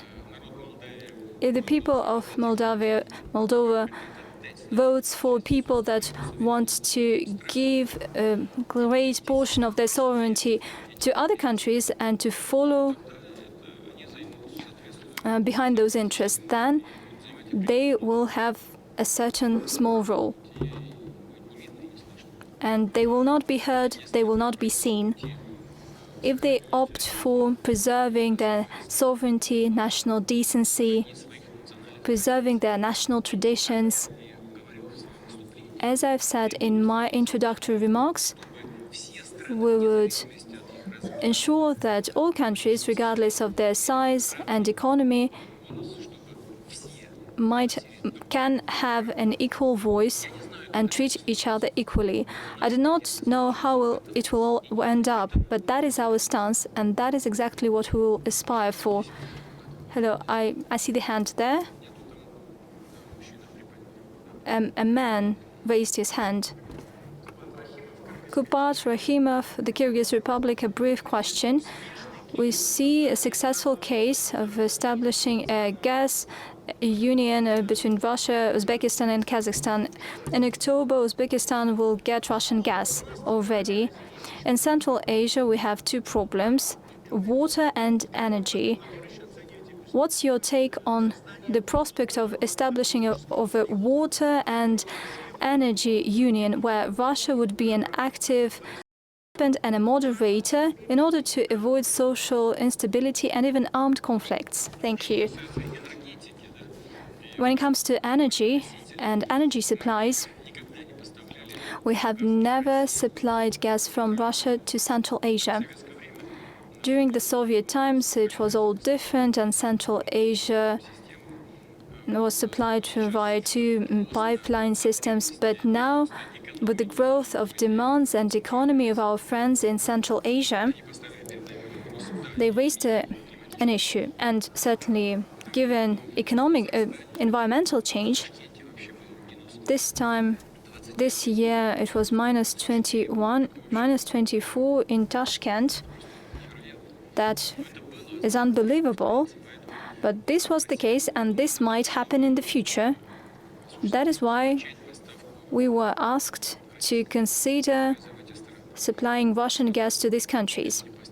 Without these supplies, it is quite difficult for these countries to live. We considered this matter, and our friends from Kazakhstan have implemented the plan to restore their part of the pipeline. The same was done in the Uzbek territory, and Gazprom had to do that in the Russian territory. Also, it had to recalibrate some of our technical capacities, because once again, during the Soviet times, the gas was supplied one way, it had to be supplied another way. And we will keep working on them. There are certain technicalities left to solve, and in October this year, we will start the full-scale shipments, so far in small scale, but this is of critical importance for the economy of Kazakhstan, the economy of Uzbekistan. They have 3 billion cubic meters of gas in supply that we will provide, and then we will expand that further. Sure, there are other problems as well, and energy in general, the hydrogen energy and water, all of this can be solved.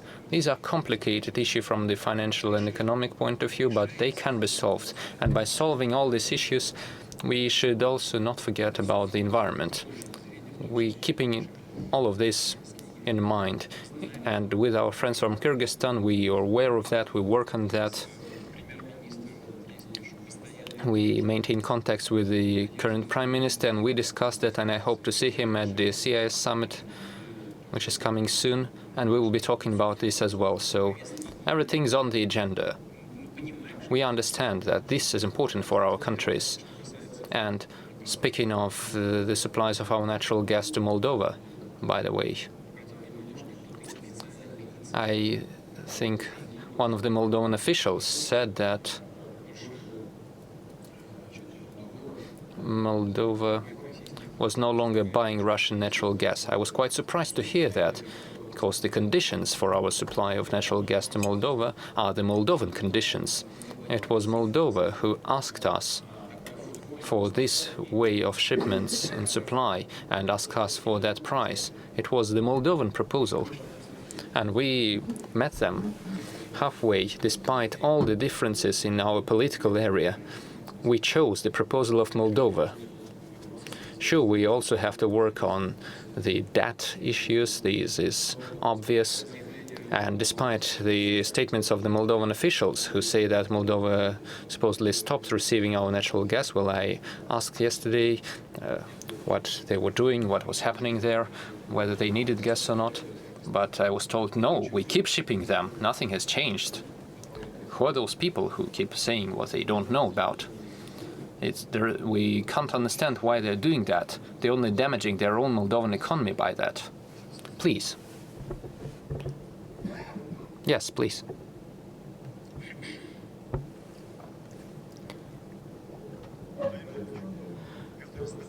Petr Stolypin addressing the revolters said, you need a great Russia, then you need a great turbulence. And great turbulence did indeed befall on Russia. Last time, the turbulence came in 1991. Today, Russia is moving from the great turbulence to greatness. What is greatness for Russia, in your view?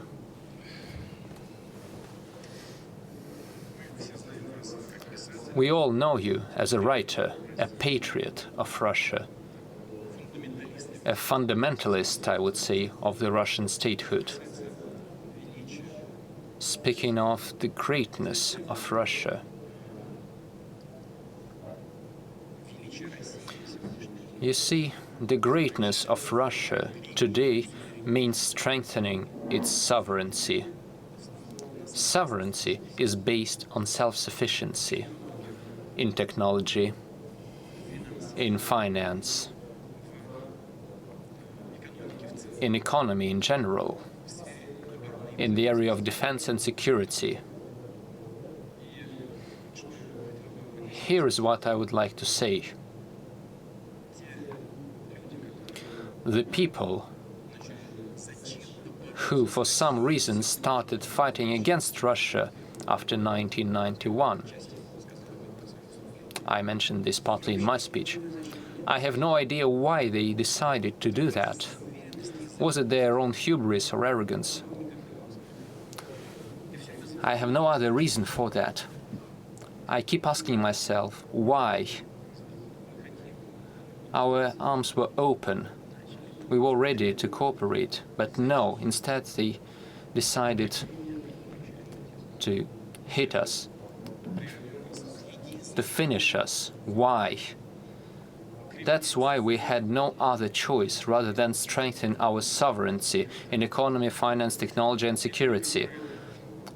The people who started doing that and have led us to this phase of the confrontation, an open confrontation, they have started to impose sanctions which have led to an opposite effect. There is an obvious change in the structure of the Russian economy. I said previously that the oil and gas income in the GDP has increased by 3%, and the processing industries, including defense industries, and apart from that, there are also other industries as well. Electronics, microelectronics, optics, machinery, heavy machinery. There is a 43% increase in these industries. Western companies withdrew from our market thinking it would collapse, but no, it's only getting stronger.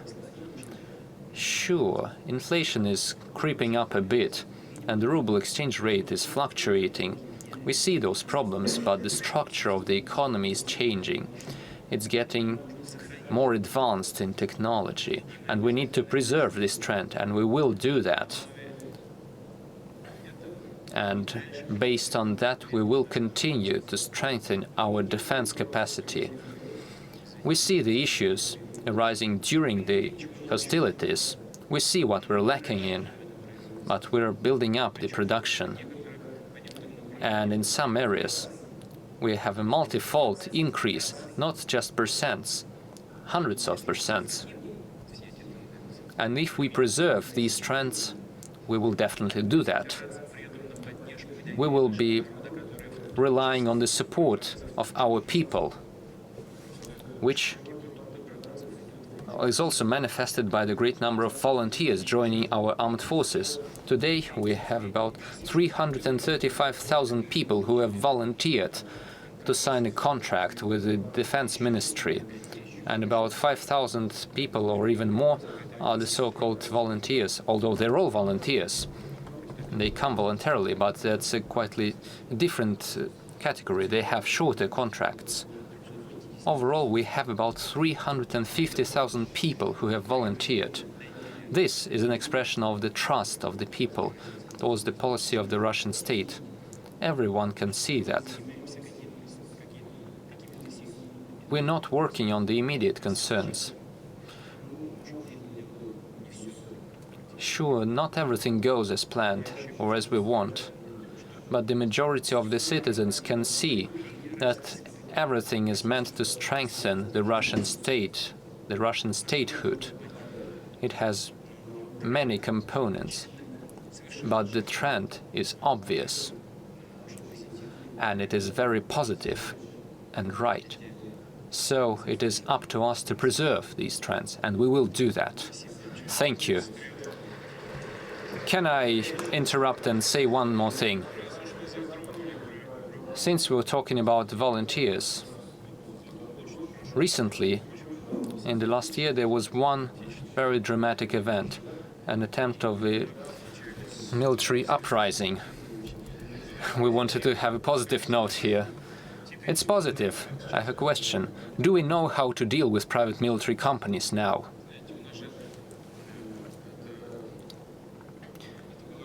You see, this was a name given by the journalists, a private military company.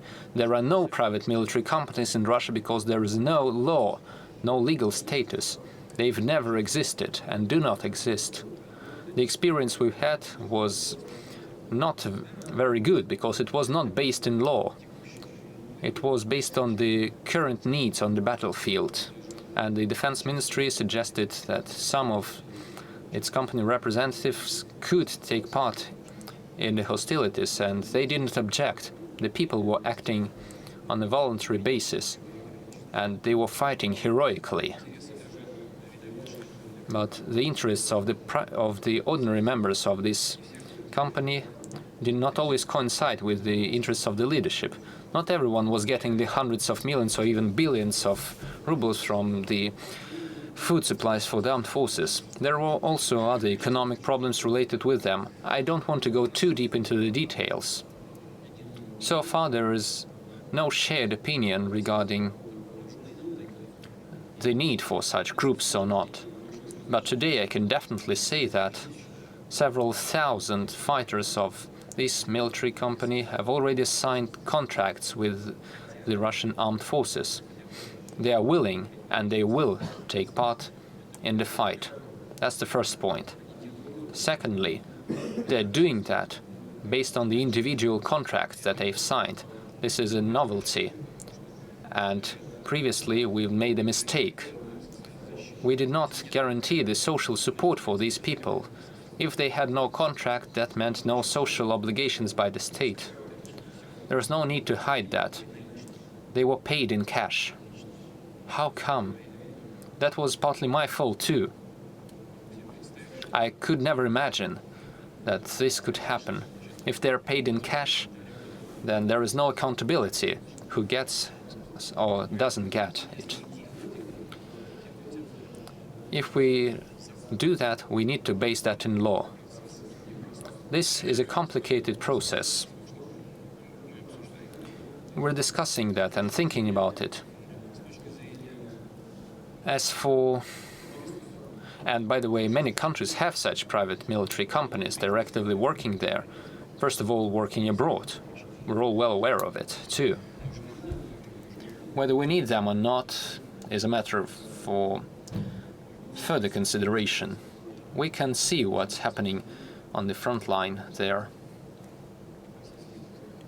The Russian forces are very confident there in many areas.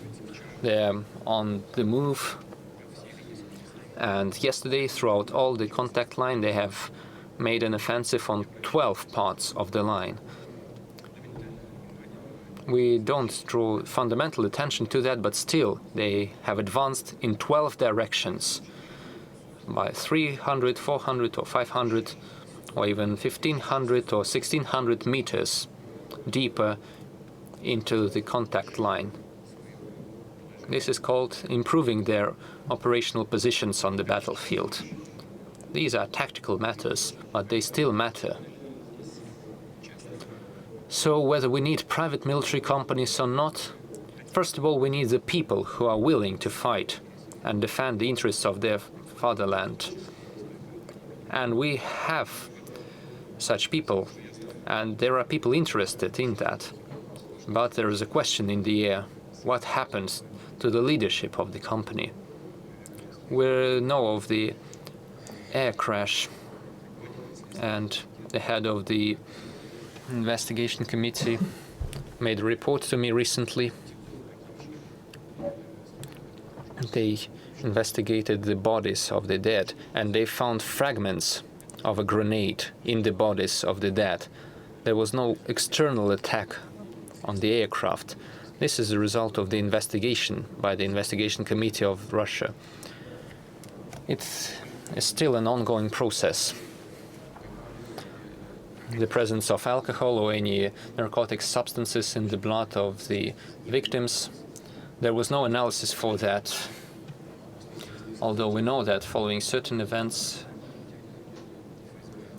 the Russian Federal Security Service located 10 billion rubles in cash in the office of the company in St. Petersburg, as well as 5 kilograms of cocaine during the search. I think such an expertise was necessary, but it wasn't done. I've shared the facts with you. And let me tell you, I asked the head of the investigation committee whether I could share that. He said, yes, I could share that. This is an established fact. All right, let's take one more question, not to end on a negative note. Margarita Simonyan, perhaps? Although you always can ask a question, perhaps we could give a word to the foreign journalist. Well, it's up to you. You mentioned Karabakh, and as an ethnic Armenian, I can't help but react, and I can assure you that all the normal Armenians understand it perfectly well. They understand that Pashinyan was led to power in order to surrender Karabakh. And questions, as quoted by our host, questions in the European politicians. Armenians know that there would be no Armenia without Russia, even when Griboyedov was saving them, and when the peacekeepers are saving the Armenians in Karabakh. Our guest from Hungary wasn't willing to ask about Odessa, but I want to ask that. Odessa is a Russian city, a great city, and I think that the Russian cities should live in Russia, and therefore I have a question. Where would you like us to stop? Thank you.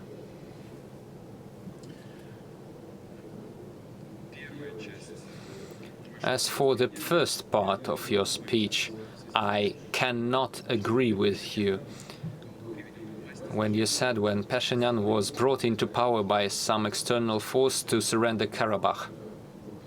This was the choice of the people of Armenia. Sure, you can take a different view on the election process, but that is a fact. I do not agree with you here. That's the first point. Secondly, speaking of surrendering Karabakh, I do not agree with that either. I had contacts with him, rather close contacts, and even during the conflict in 2020, and even before that.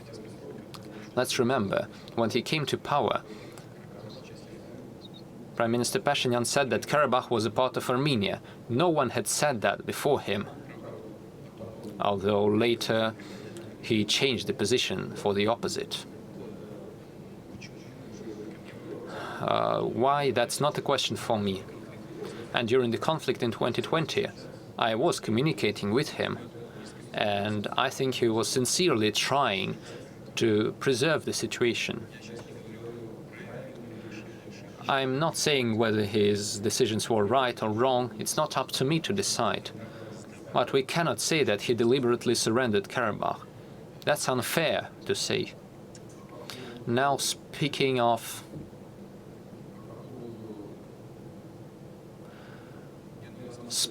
where we should stop,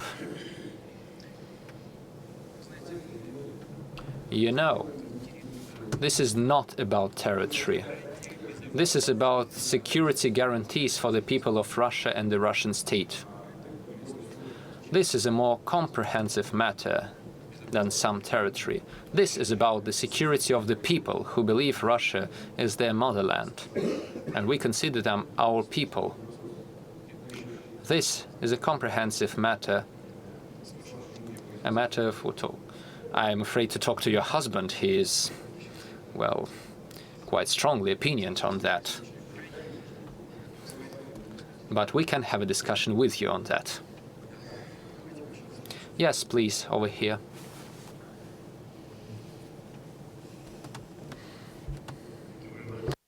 President, I would like to, my name is Mohammad Athar Javed, Director General Pakistan House, Islamabad. I would like to go back to the earlier speech when you were making speech, and you gave points, equality and all that, and you raised a very important question. It was about asking the West and the imposition of deliberate construct of civilization, that you said, who are you to ask, who are they to ask us or anyone in that matter? What we are understanding is that the military alliances and the political alliances have really shaken the entire regions, Middle East and others, by attacking different countries, including Afghanistan, Iraq, and all that.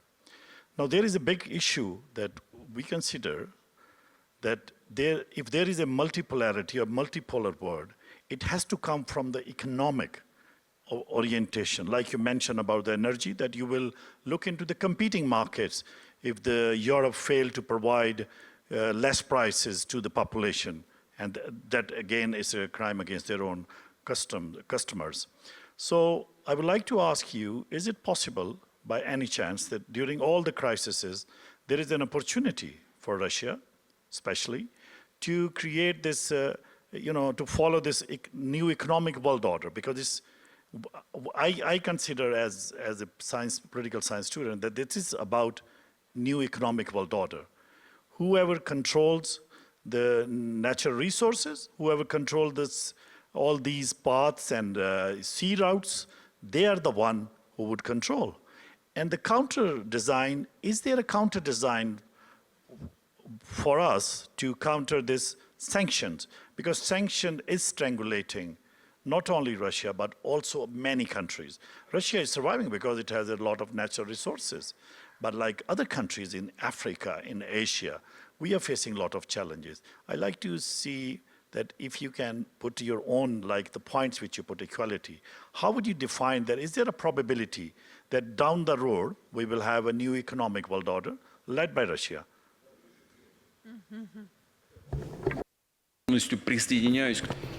I fully echo what you said. That is indeed true. The future world order, without any doubt, will be based on the future economic and financial monetary system, and it should be more balanced. It should meet the interests of the overwhelming majority of the participants of international communication. That is true.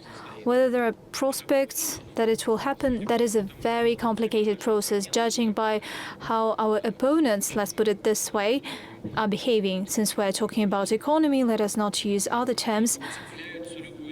They are grasping at all costs at their privileges.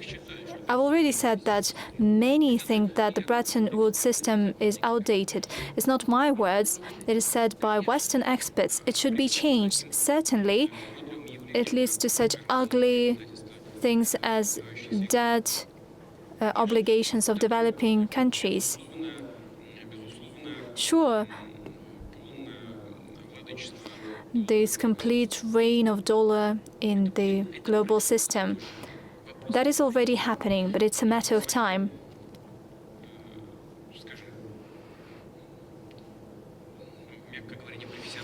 But by their, let's put it this way, unprofessional actions, their stubbornness,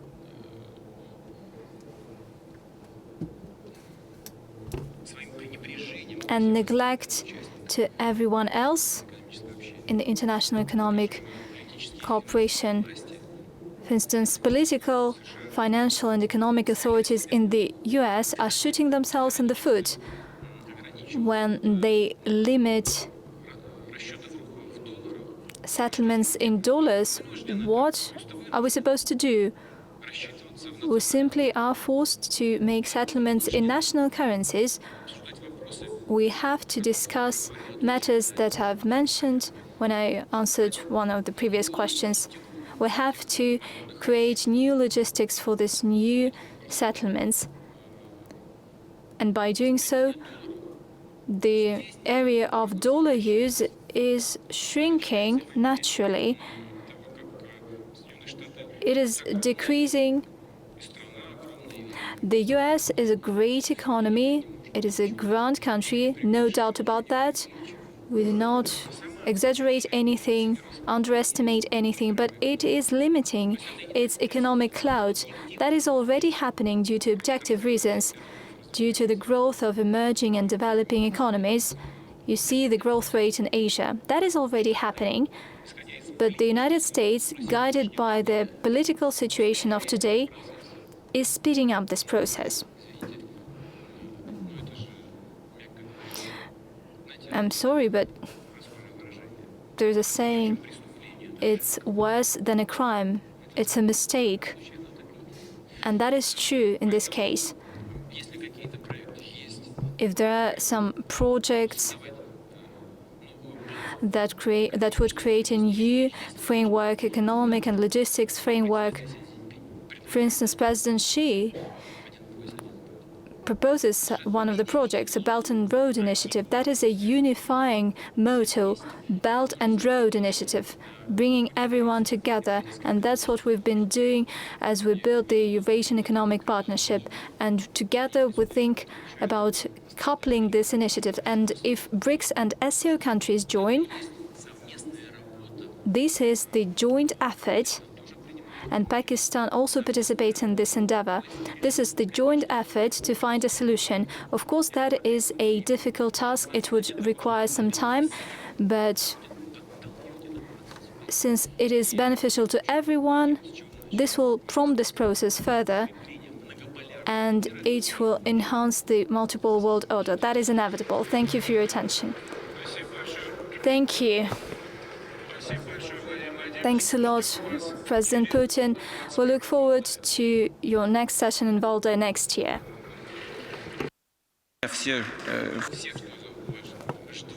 And I also look forward to your participation in the events of such kind, and thank you for your participation.